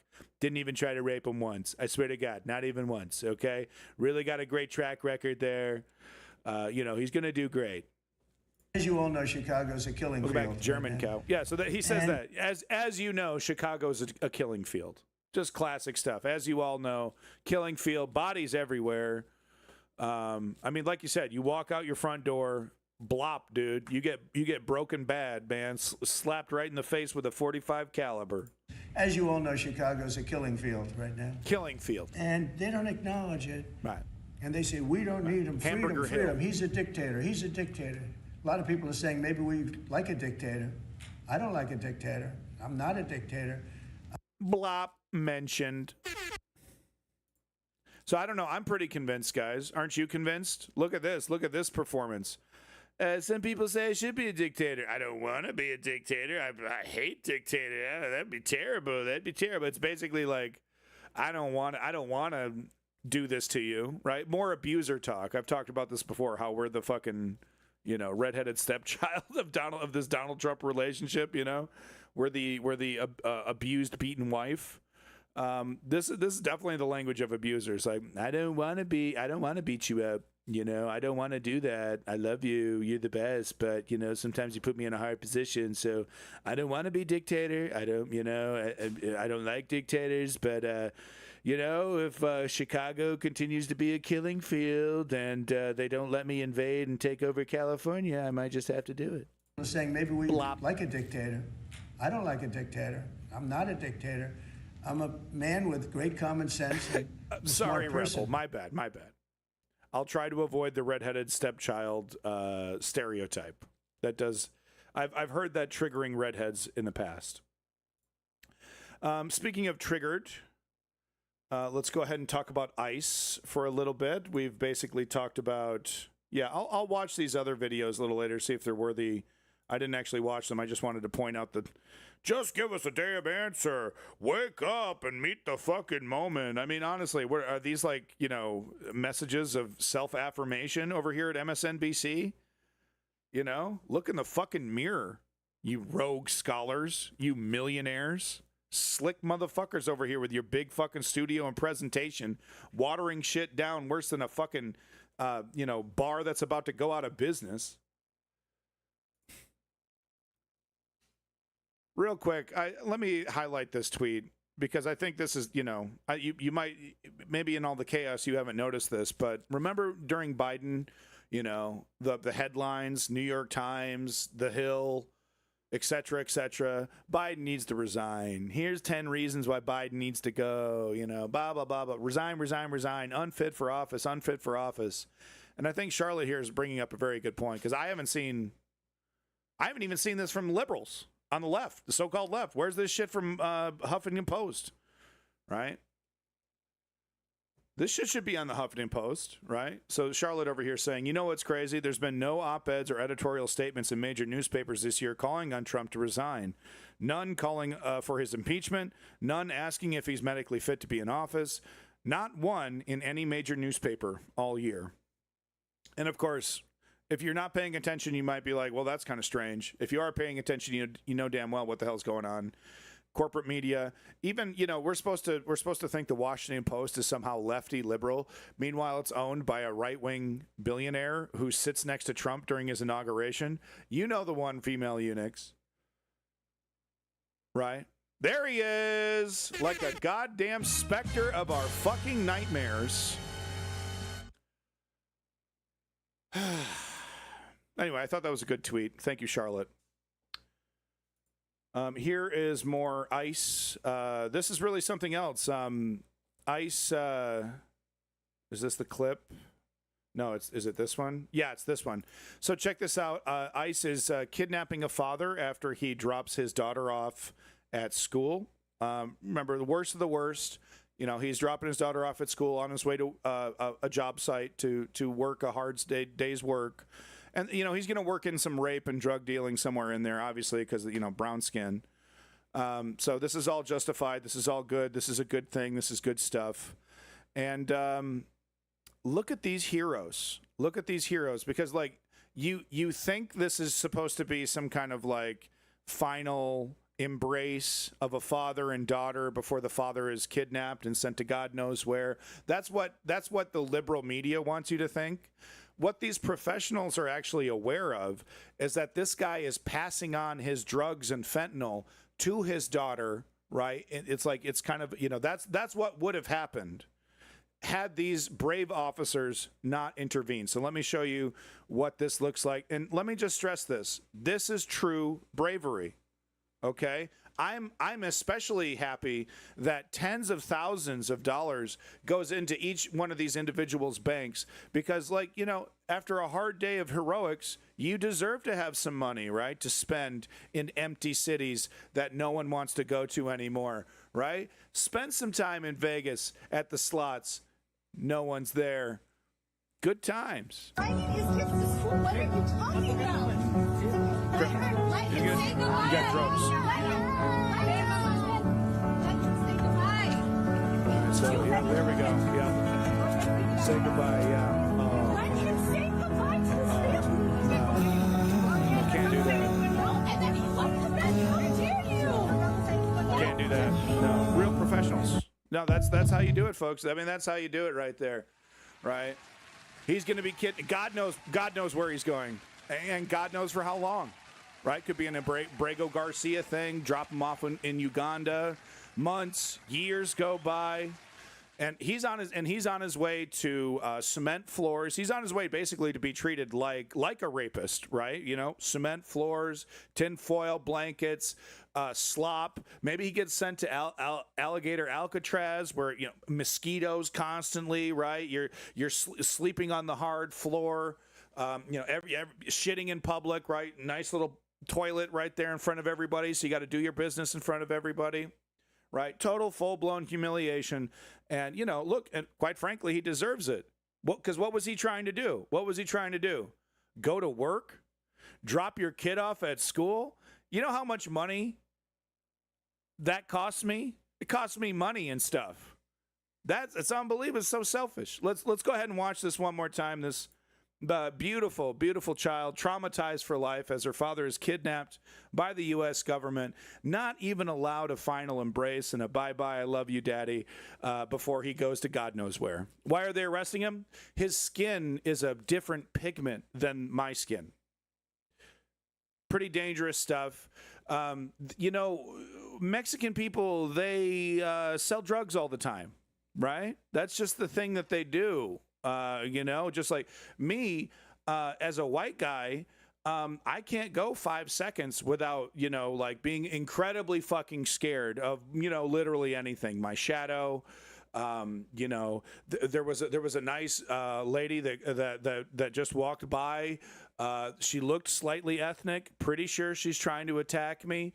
My feelings ultimately are more important than literally anyone else's on the planet because of the skin, right? Let's not forget the skin. Okay. So when I feel uncomfortable, right? When I feel like you're trying to make me look stupid or something, right? I deserve the right to use state violence to kidnap you at the very least. I mean, you're lucky I don't pull out a Glock and just mag dump you right here, right? I mean, that is my American duty. You are kind of encroaching on my security. I'm feeling a little unsafe. Yeah. I mean, we might end this conversation with a murder that I totally get away with, no problem. Anyway, lovely. I'm very unhinged. What are you talking about?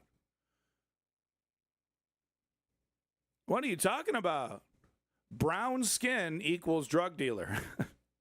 It's common sense, okay? Look, do you think our president would be implementing this fascistic system of hardcore authoritarianism if our lives weren't in danger? I mean, that's ridiculous. That's utterly ridiculous. I've never felt more safe in my life, okay? And thank God this guy's not going to work.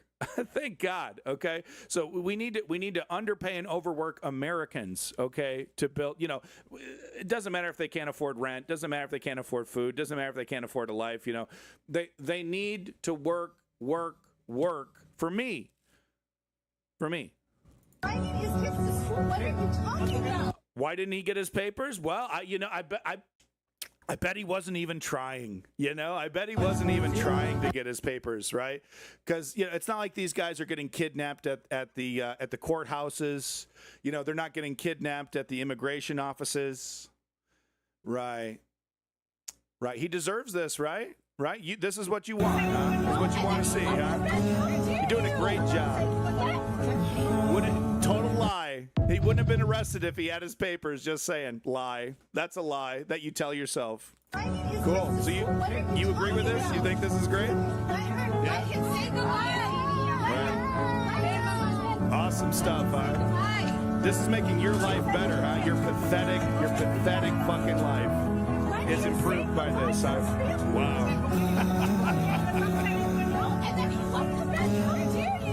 You're just a pathetic piece of shit. Right? You look at this and you say progress, huh? Wow, America. Proud. What a horrific piece of shit you are. Why don't you sign up?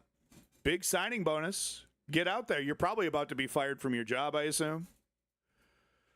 Why didn't he get his papers? It doesn't matter. I've repeated several times, right? They do try to get their papers. They do. They're delayed for decades and decades. Oh, you're not from the U.S. Oh, okay. All right. Well, I'm going to stop wasting time with you. Going to go vote for some Nigel Farage. Great. All right. Bye-bye. See ya. It's fascinating when fascists from other countries look at America's fascism and they go, yeah, that's great. That's what I want to see. That's awesome. Right? Fuck it up. From people from other countries, they watch America like it's entertainment. So they kind of have an accelerationist mindset sometimes, right? Fascinating stuff. So here's more examples of ICE making everyone safe. Of course, why didn't they have their papers? You know, why didn't they do it? Because they're just so lazy. Because brown people are lazy. Didn't you know that? They're not trying to do it the right way. They're slinging that Fenny in between building porches and repairing roofs and plumbing and nursing and teaching, right? Look, it's okay to underpay someone to teach your kid English, okay? But don't you dare get mad when I employ an undereducated racist to go kidnap that person, right? The less brown people in your country, the better it makes it. Didn't you guys know that? That's what Nigel Farage is going to do. He's going to clean up that country. Tell you what, kick them all out. End the little boats.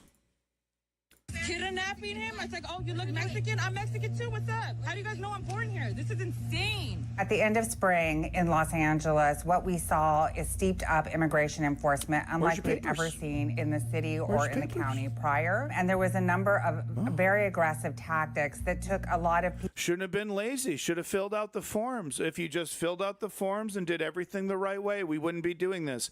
Actually, we would target you especially. You would have been actually early on the list if you were going to your court dates and filling it. Ironically, the people who were here like stone cold illegally, hiding from the government, trying the best to avoid any contact with the government, working under the table everywhere, those were the smart motherfuckers. Because they're the people that are doing it the right way, filling out the documents, these are the guys getting targeted. That's, Palantir says, oh yeah, this person's going to be here. Oh yeah, this person's on record or working for this contracting company. Yep. Just start patrolling. Now they're going after vehicles now, right? Oh yeah, this vehicle is registered under this person. Go ahead and take them out. We had a traffic ticket, traffic camera scan this driver's license, told Palantir, oh, this truck's driving around. They just parked at Home Depot.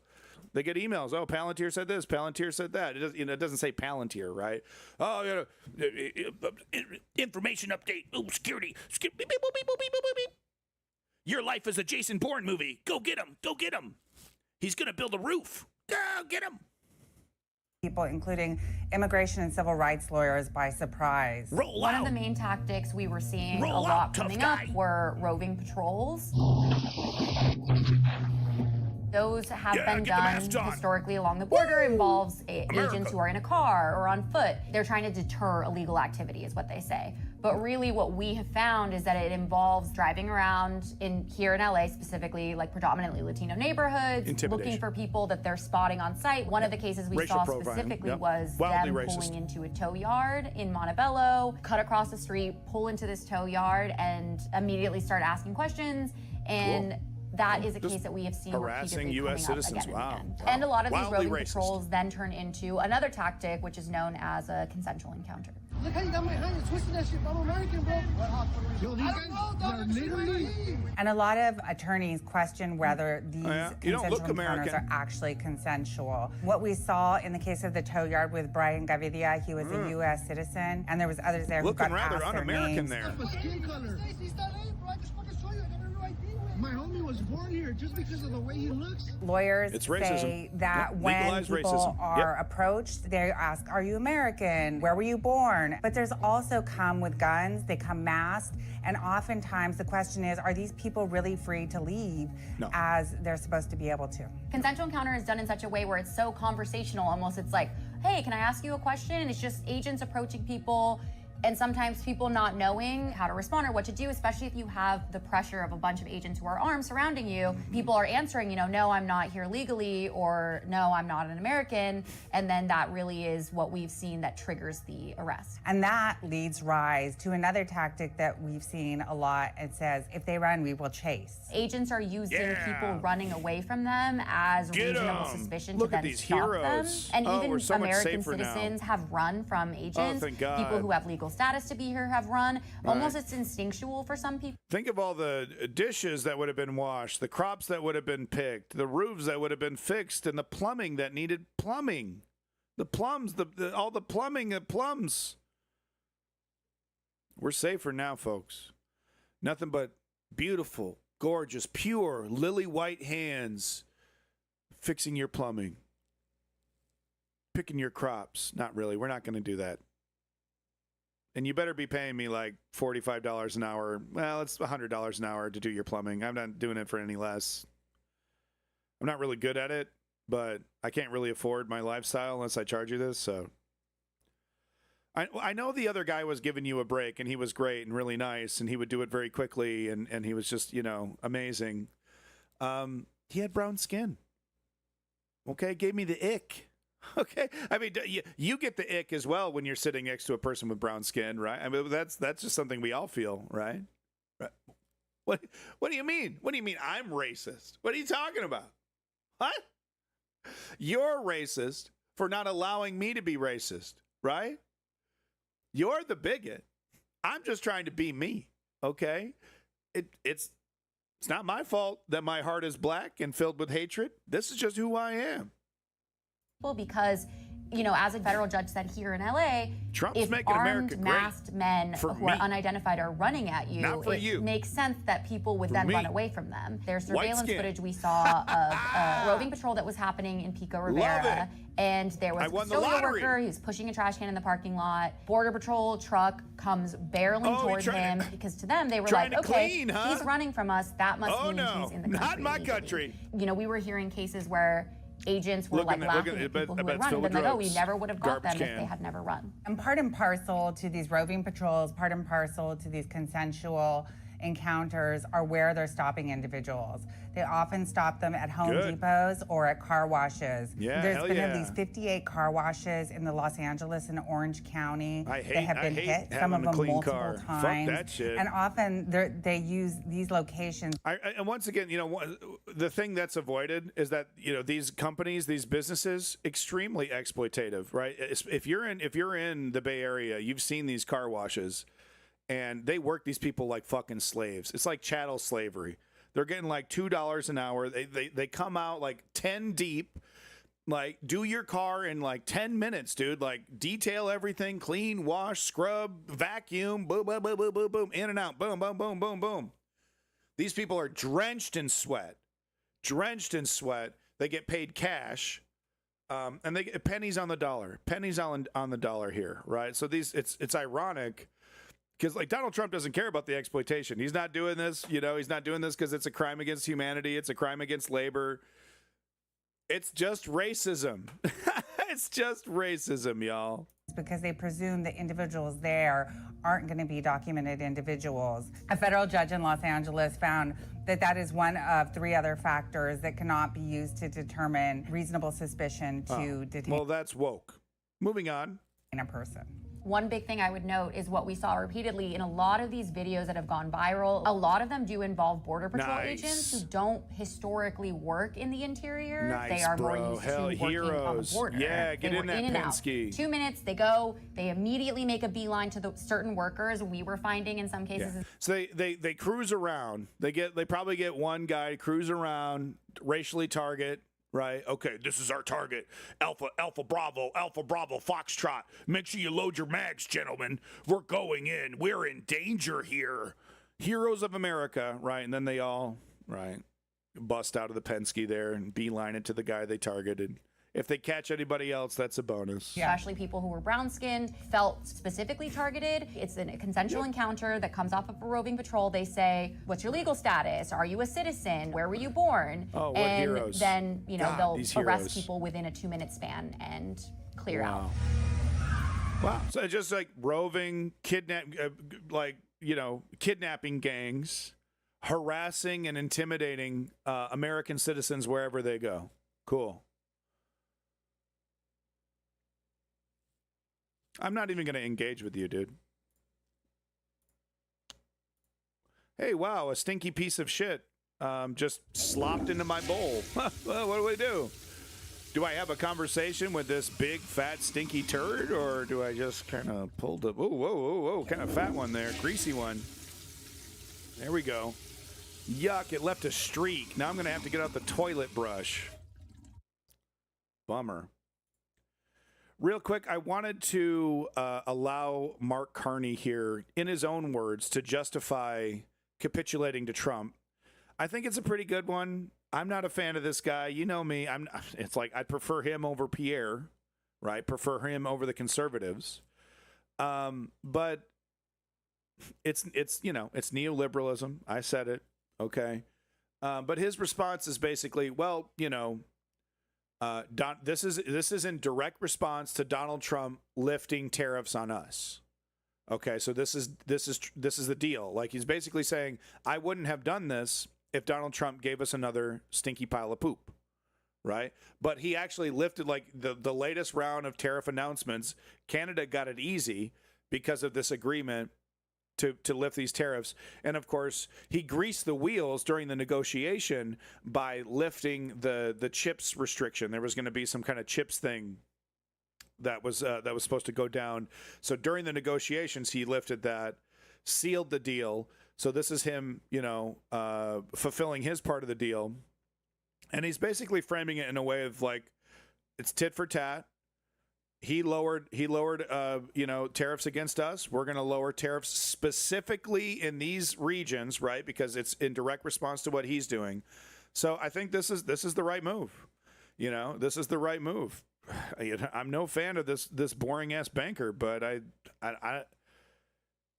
I really can't think of any other way to handle this situation, So I think this is the right move. Critics are going to say that this is an elbows down approach, that you're backing down to Trump. What are you gaining by dropping these tariffs? So the first thing to say is, let's be clear. We have the best deal of anyone in the world right now. We have the lowest tariff rate on average, a little over 5.5% versus that 16% average for the world, and in many cases much higher. We have that confirmed, an executive order of the president a few weeks ago. It's important that we preserve that. It's important that we preserve that while we focus on two things: the strategic sectors, steel, aluminum, autos, lumber, and we focus on the upcoming review and likely changes to CUSMA. So we are matching something the Americans have done here first. And it's very significant, it's unique, we get the benefit. The second thing is, and I'll take your analogy, and I have played some hockey over the years. Can't be PM. And there is a time in a game, in a big game, and this is a big game, when you go hard in the corners, your elbows up. The time in a game where you drop the gloves in the first period and you send a message. That's right. And we've done that. But there's also a time in a game where you want the puck, you want a stick handle, you want to pass, you want to put the puck in the net. And we're moving later into the game. Right. So you're saying, like, we got to play this game. It was a hard-fought negotiation to get the number as low as it is. He gave us a good number. Let's try to cement it. Let's not give this tyrant another excuse to reverse his decision on these lower tariffs. Let's play the game. Let's reciprocate. And it's an added bonus because, obviously Canadian industry wants these tariffs lifted as well. It's this balancing act of appearing strong and acting strong, right? It's not, you got to have some policy to back it up against the United States, against the 51st state rhetoric, which hasn't slowed down, by the way. Donald Trump mentioned it just weeks ago. And brass tacks of he promised growth, just like Keir Starmer, growth. He promised provincial trade. So the economy is going to be a major focus. He's making the right decision here. Okay. One-term Keir, man, it's happening. I heard Canada was forced to not recognize Palestine to seal this deal. I haven't heard anything about that. I would need to see some journalism. You're going to have to give me some kind of link to back that up. Wouldn't surprise me. It wouldn't surprise me to hear the Donald Trump, who is, to the death, man. He's down for that shit. He's like, I can't wait to get my hotel in Gaza. I wouldn't be surprised to hear something about that, but I haven't heard that personally. I found this really just kind of funny. So here's one of the most important men right now in the world. Quite frankly, this is Jerome Powell. He's the head of the Federal Reserve in the United States. If he were to do what Donald Trump wants him to do, we would enter into a recession probably immediately. Like his finger's on the economic button, right? He's one of the most important guys in the world. Like multi-billionaires, would grovel at his feet to get him to do something, right? Like he's an incredibly powerful person in his position right now, especially right now.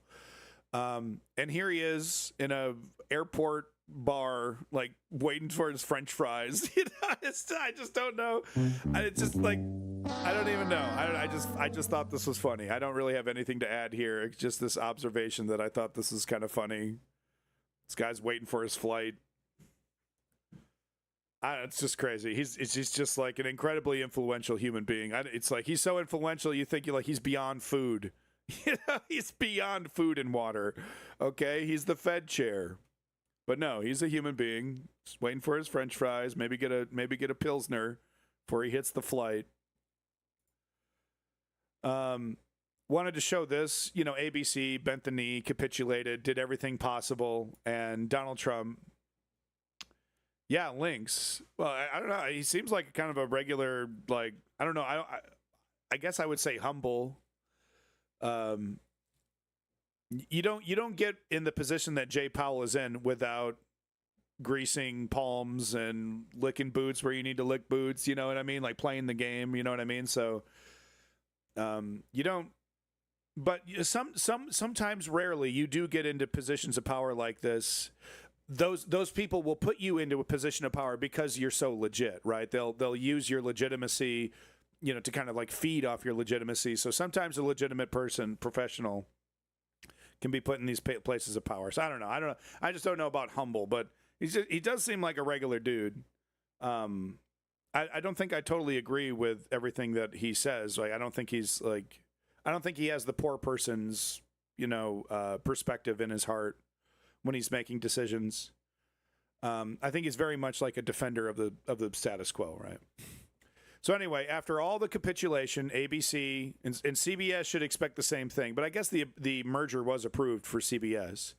But after ABC fired Terry Moorhan, who was ever so slightly abrasive against Trump, like you would think this guy, like Trump stole his sandwich, you know what I mean? But that was too much for Trump. So ABC kicked this guy off, and both networks have bent over backwards to mute their coverage to appease him in advance. But you can't appease a tyrant. Trump wants the FCC to revoke the licenses of ABC and NBC because they don't praise him enough. MAGA calls that free speech, yeah. So thank you for your attention to this matter. I want to destroy democracy. I want to destroy your ability to have any real information. And here, let me show you. Let me give an example of what Donald Trump wants to turn the media into. This is some footage out of Serbia. And I guess I'm going to have to pick this up tomorrow because obviously I'm running out of time here. Let me see if I can find this thing. Yeah. So this is the current state of Serbian media. And, you know, this is very intentional, but this is exactly what Donald Trump wants to do to U.S. media. So as you can see, this person's kind of just flipping through the channels. Every single channel broadcast in the country has to stop what they're doing, uncritically, you know, cut to the president. He's saying something. And this is what Donald Trump wants. Right. Loves it. Loves it. He gets a big kick out of it. Oh, I'm on TV. I'm on TV 24 hours a day. I think it's great. Everyone has to listen to me. Everyone has to, you know, do what I say. Yeah. Yeah. Links. I mean, you know, no one dictator is the same. Okay. You know, but they rhyme. There's things about them. You know, there's necessities. There's necessities to kind of having a dictatorial. If you are a dictator, there's certain things that you kind of have to do, and one of those things that you absolutely have to do is control the media, control the narrative. If you can't be a successful dictator and allow any kind of free speech to question your narrative whatsoever, people will rally around it. You know, it will become a clarion call for liberty, right? And you know.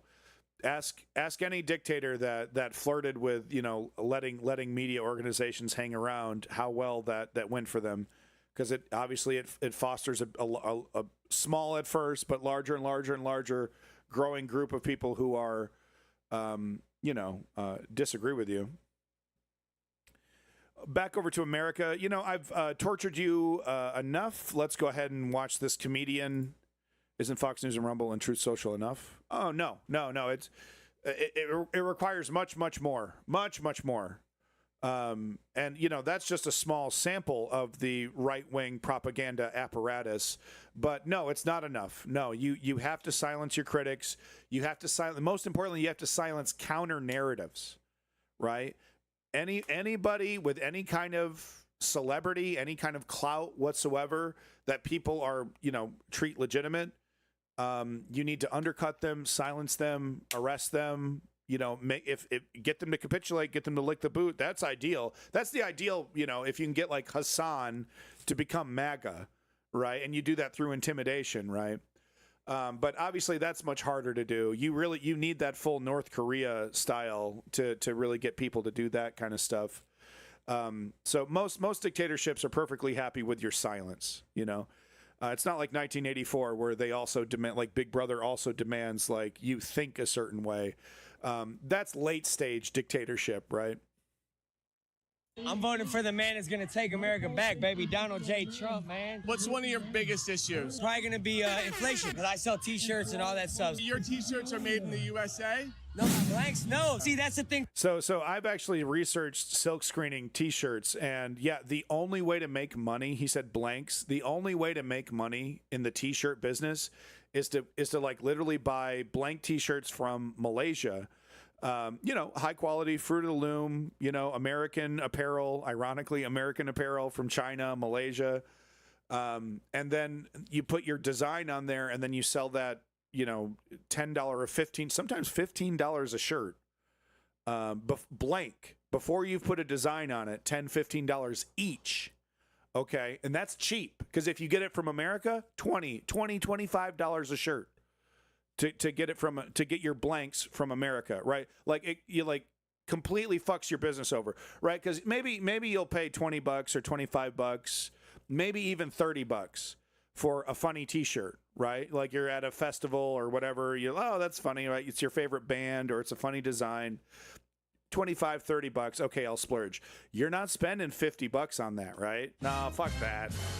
I'm not spending $50. I'm not spending $60 on a shitty fucking T-shirt that has like Calvin and Hobbes pissing on the president. I'm not doing that.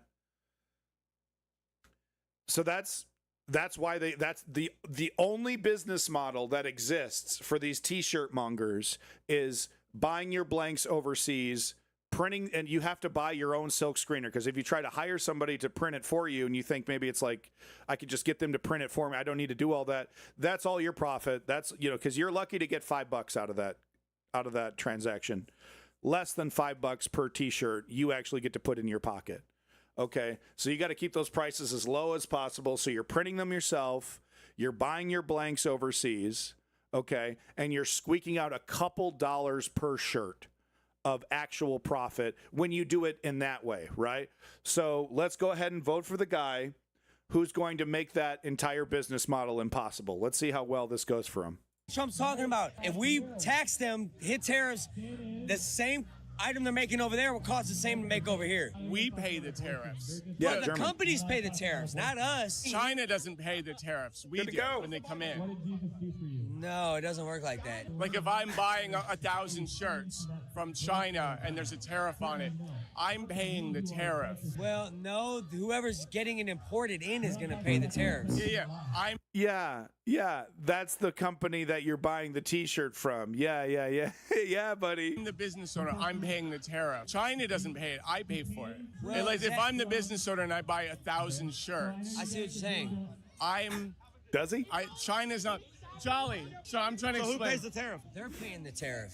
Do you think that? Do you believe that? Because I was trying to say, because I sell merch as well.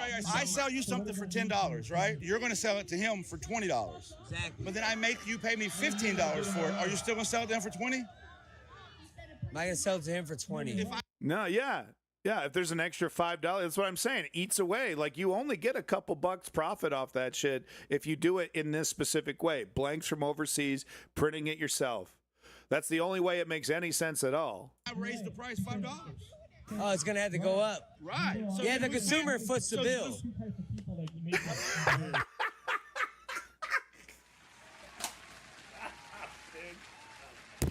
Shut up, bro. Shut up, bro.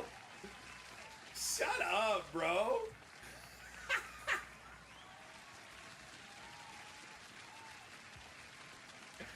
Big Donald Trump fucking necklace. Oh yeah, no, because I have to raise the prices on my consumer.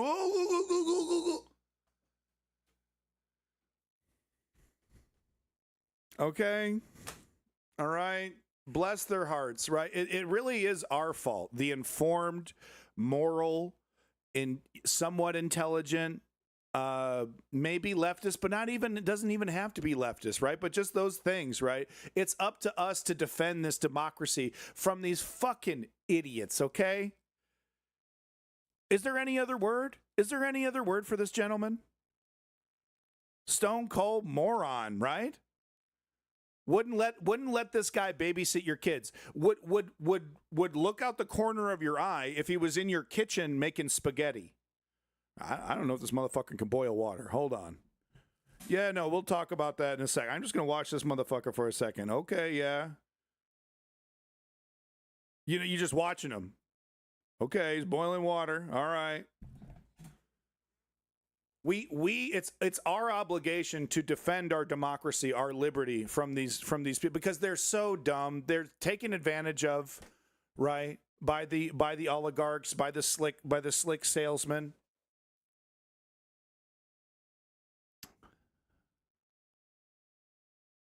Right. Okay. Yeah. Okay. Sure. We don't have time for him, right? What do we have time to do? You know, how much time do we have? What do we do with shit? What do we do with feces? I was trying to get to that. What do we do with poop? Oh, there's going to be less dead black people in DC now because of our heroes. Look, man, they're dumb. They'll justify anything. Anything. Okay?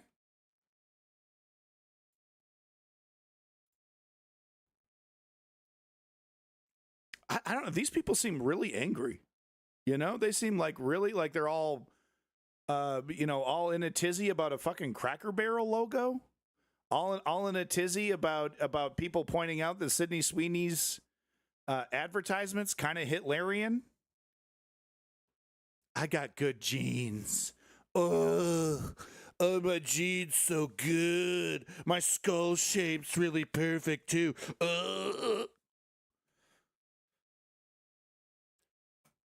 Same in UK. Working class voting for a crony capitalist like Farage because the migrants bait. Yeah, it's working. And the main reason why that bullshit is working is the failure of neoliberalism. to govern properly, to give us what they're offering. Here's a great example right here. Just like Keir, one-term Keir, just like Mark Carney, just like Barack Obama. We got austerity. We got to do it. No choice but to do it, guys. Olay had a really good video with Lance of the Surfs about that ad. Surfs are not my cup of tea. Good luck to them, though. So here's the TLDR. You've heard it before. German Chancellor Friedrich Merz wants to reform. Okay, Friedrich Merz. I keep wanting to say Schultz. Schultz is old news. It's all about Merz now. German Chancellor Friedrich Merz wants to reform Germany's welfare system. Pensions, health employment benefits, usual, right? Usual. Austerity on the poor, austerity on the welfare system. Not a fucking peep, not a goddamn squeak about taxing the rich. Impossible. What, do you want to ruin everything? You want to ruin this? Look, the only way for this system to work is if there's like two people that have almost everything and then the rest of us get crumbs. There's simply no other way to do it. Look, there's a person on Bloomberg TV to tell us that's the case. Because of rising costs and budget gaps, he ruled out tax hikes on medium-sized businesses, which puts him at odds with coalition partner SPD, who strongly defend welfare programs. SPD leaders warn they won't accept cuts that only target workers, while Merz insists deeper reforms are needed. So this incredibly fragile coalition of neoliberals and actual progressives that's keeping the AfD at bay. And if you don't know, the AfD is literally the Nazi Party 2.0 in Germany, okay? Everything but the Sieg Heil, man. Same rhetoric, you're under attack, the others, be afraid, you know, that it's not your fault, the German bloodline, purity, all that shit wrapped up in a new package called AfD. Repackaged and new logo, new Cracker Barrel logo on that bad boy, same great flavor. So this incredibly fragile coalition barely holding back fascism in Germany 2.0, and this guy playing games. This neoliberal playing games with austerity. Let's see how unpopular we could get. Let's see how pissed off we can make people. Cutting taxes for the poor and middle class? No. Raise the taxes. Make life harder. Okay, well, we're going to make life harder for the multi-billion-dollar companies in this country, right? No, we're going to make life easier for them. Ching, ching, ching, ching, ching, ching, ching. Not for me, but for me. Ching, ching, ching, ching, ching. So, of course, the coalition with actual progressives were like, yeah, we're not going to agree with that. That's literally diametrically opposed to almost everything we believe in. But this is the coalition holding back the AfD, which is about to win the next election. Thanks, neoliberalism. Another fucking banger. God damn it. Someone please stop the dubs. I'm begging you.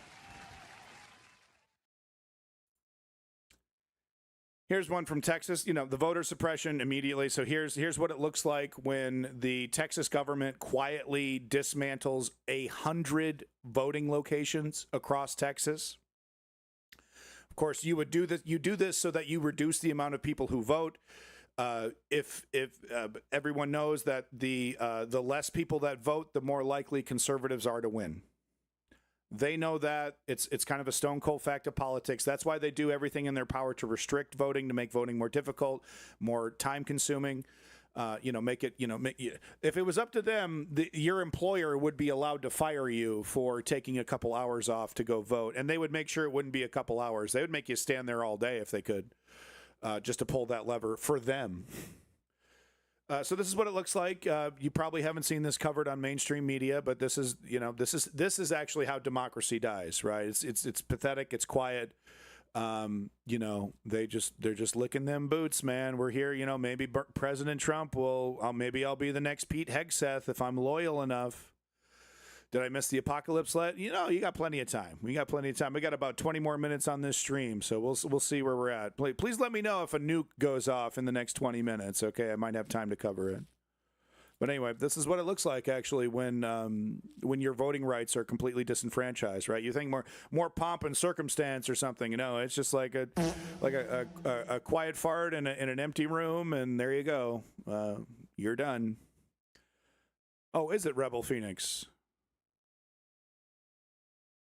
Oh yeah, this is a really famous clip. This goes way back. This was actually kind of a scandal when this guy said this, because at the time there was a big chunk of the Republican Party that was like, "What? We're not evil. We're not anti-democratic. No way, dude."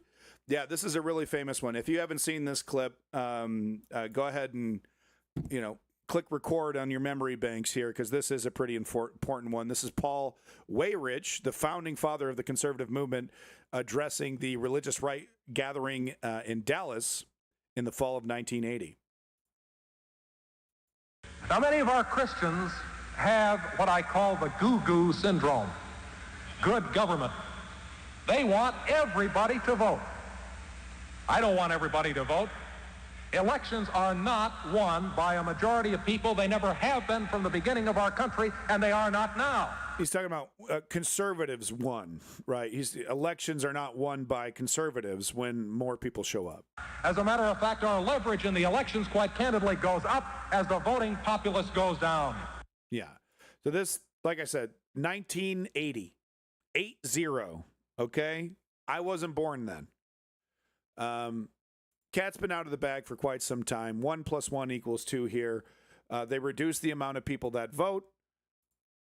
They're higher. They have a higher likelihood to win. So that's what we're seeing here in Texas. And this is just the beginning. We have a whole year before this election, right? They're getting started as early as possible. By the time that the actual election happens, they will have kicked off hundreds of thousands, potentially millions of people from the voting rolls. We might even see a second round of gerrymandering in Texas. Sky's the limit, baby. We got plenty of time. Good thing the Democrats came back from their 2-week vacation to a round of applause, right? Could have actually stretched it out, but no, the Texas Democrats have plenty of time to do a whole other special session to do even more gerrymandering. We are going to see. I mean, why even bother? Why even bother, right? You're like, well, we let 3 people vote, and we make sure that there's no fraud. That's real democracy. Well, what I don't appreciate are the games and the lack of transparency from you, Clint, and from you, Mr. Merritt. And what I don't appreciate is these people coming down here. Interesting links. Parking, spending their time, leaving their jobs, whatever, to be disrespected when over 100 people tell us what to do and one says no. We do what they tell us to do. We were elected by them. Y'all are disrespectful to our constituents. And your disrespect for our staff is one of the most abhorrent things I have ever seen. Be quiet now. They don't have to be quiet. Be quiet. They can respond. Yes, you do. Remove him. They can respond. Yeah. Yeah. Just blatant, overt fascism. Get him out of here. Oh, he said something. Yeah, you disagree with me? Gone. Like, imagine running government like the way that I run my chat. Okay? All right? You imagine you're an actual feces. Flush him. Flush him. Get him out of here. Oh, you elected me? You voted for me? Well, who's the sucker now? Right? Yeah, my chat is not a fucking democracy, okay? This is actually a democracy. This is at least supposed to be one. And you know what? When I have the microphone, I have the ability. Get him out of here. They think this shit's going to work, man. Americans are not used to this. They're not used to being run by little mini Hitlers. Hitlers are in our life, right? These guys are in our life, usually are a boss. Okay, but, there's there's limits, dude. There's limits to that shit. I know I work at Wendy's, okay, man, but, you can't treat me like this, dude. People have their fucking red lines, and these guys are crossing them. They think they can cross them just without, any pushback, nothing. It's not democracy. It's annihilatorship. Get annihilated. You love, excuse me.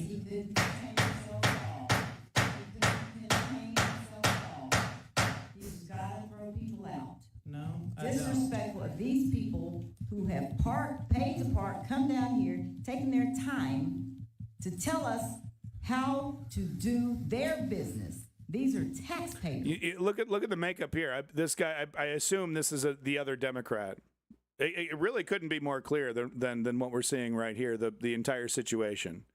Three white guys who represent a smaller amount of people. Chiding, insulting, suppressing two people that probably represent populations 3 times the size that these guys represent, or however it works, right? And you are constantly calling our staff members liars, questioning their integrity over and over and over. If they lie, would you do me a favor? I'll let you speak. Would you do the same for me? Okay, I'll speak after you. So, of course you will. You can never stop. So.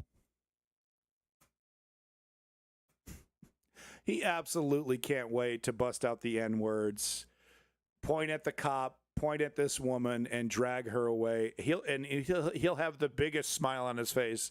Okay, big fucking smile. Can't wait. Absolutely can't wait. We saw footage of this little beefcake, I believe yesterday, or no, it was on Saturday.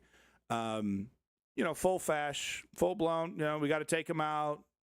Trump is security. We gotta redistrict. ICE are heroes. This is a pretty interesting one from Trump. Except what is written in broadcast on the fake news, I now have the highest poll numbers I've ever had. Some in the 60s and even 70s. Thank you. So yeah, guys, if you cut out any source at all, anybody doing anything, and you just literally take the numbers that Donald Trump has invented, his poll numbers are actually really, really great. All you have to do is cut out literally any poll that you've seen in the last 6 months, delete that from your memory banks, install the Donald Trump software, and then there you go, folks. Poll numbers are looking real good. This is the same situation with COVID, right? Everyone complaining, oh, the infection rates are so high. Why don't we just stop testing people? Okay, but the number's high. If we stop testing people, then that number is going to go lower. Okay, it's what real leadership looks like. All right, and that's what this is right here. Obviously, if you listen to anybody that's in the polling industry, if you listen to anybody in the media, even right-wing media, it's fake news. Obviously, unqualified. I don't need to qualify it. I've decreed it. Right, that's how reality works now. If you listen to Donald Trump, poll numbers are looking great. 60, 70. So that's how I operate. I don't have TDS, right? I don't have TDS. I just have Donald Trump printed on my vehicles. I have Donald Trump T-shirts that I wear constantly. I have Donald Trump underwear that my wife says she's going to divorce me over. Okay, I got the Donald Trump ringtone. Okay, I got the Donald Trump koozie for my beer, my Donald Trump beer. That's right. I buy the Donald Trump beer. I have to import it from one place in Kentucky who sells it. I don't have TDS. You do. Freedom is the freedom to say that 2 + 2 makes 4. If that is granted, all else follows.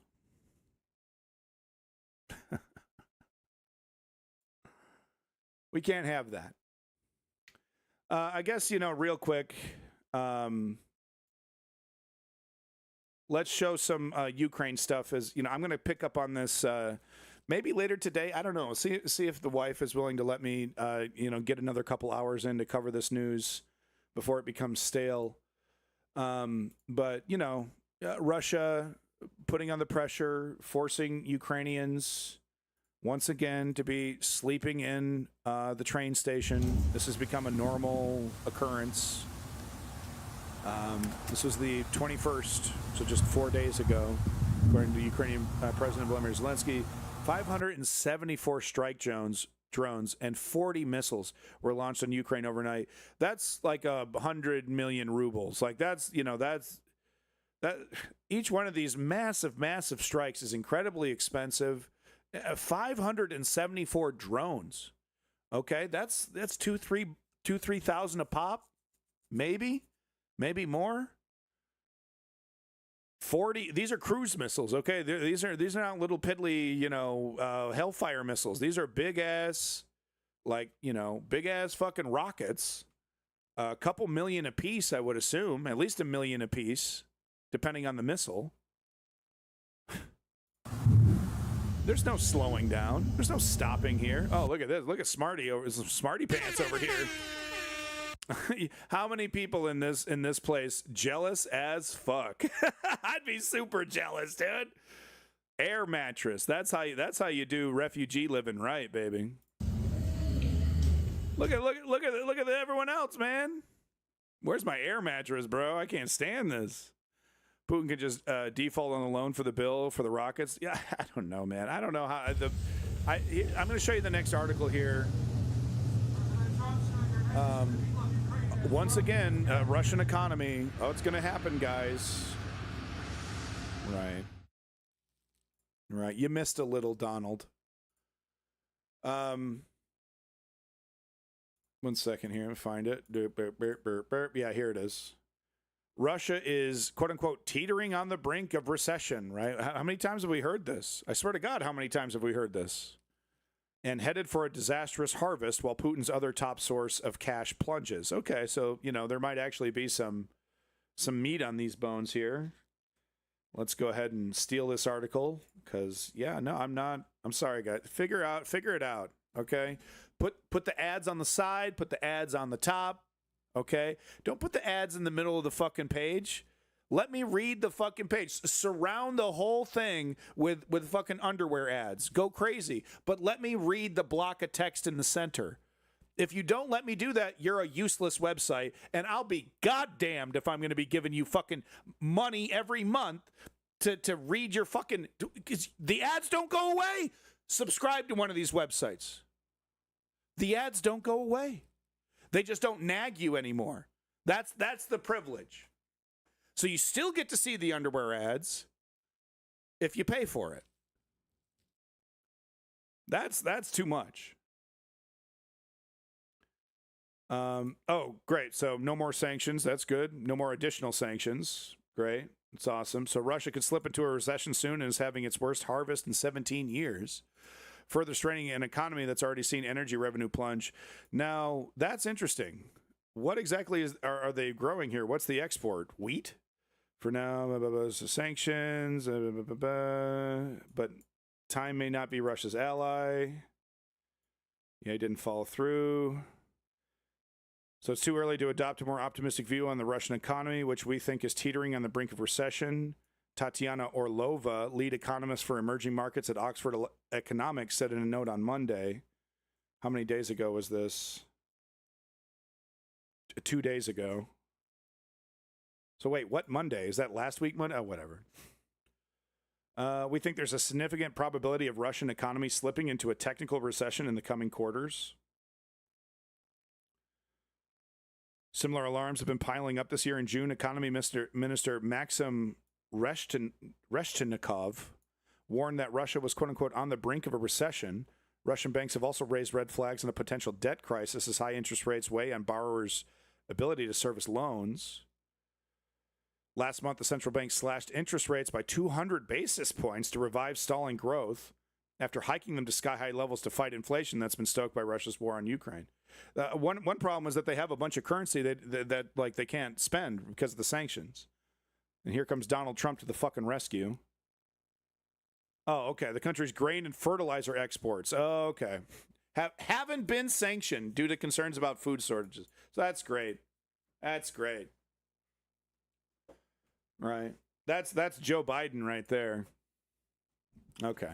So yeah, hey guys, it's happening. The walls are closing in. Walls are closing in, right? China and India showing no slowdown whatsoever, right? If there was enough U.S. pressure against Russia, China and India, and like enough diplomacy on China and India, we could have seen them officially declaring, okay, we're done. We're not, it's not like we ever supported Russia. We would never do that, but we're definitely not going to do it moving forward. We could have gotten real concessions from these countries that are backing up Russia We didn't do any of that. Joe Biden, I don't recall Joe Biden applying any pressure on India whatsoever while they were buying as much Russian oil as humanly possible while we're trying to help Ukraine win this war. I didn't hear peep one from Joe fucking Biden about India. Ooh, escalation. All I heard was his chattering and shaking out of fear from having to make an actual decision. Oh, I don't know. I don't know what to do. I'm Joe Biden. I'm only the leader of the fucking most powerful country in the world. Good thing you put me in charge. Couldn't make a decision for the life of me. All right, that's all I got for today. Maybe. I don't know. We'll see if I can get one in later. News Underground.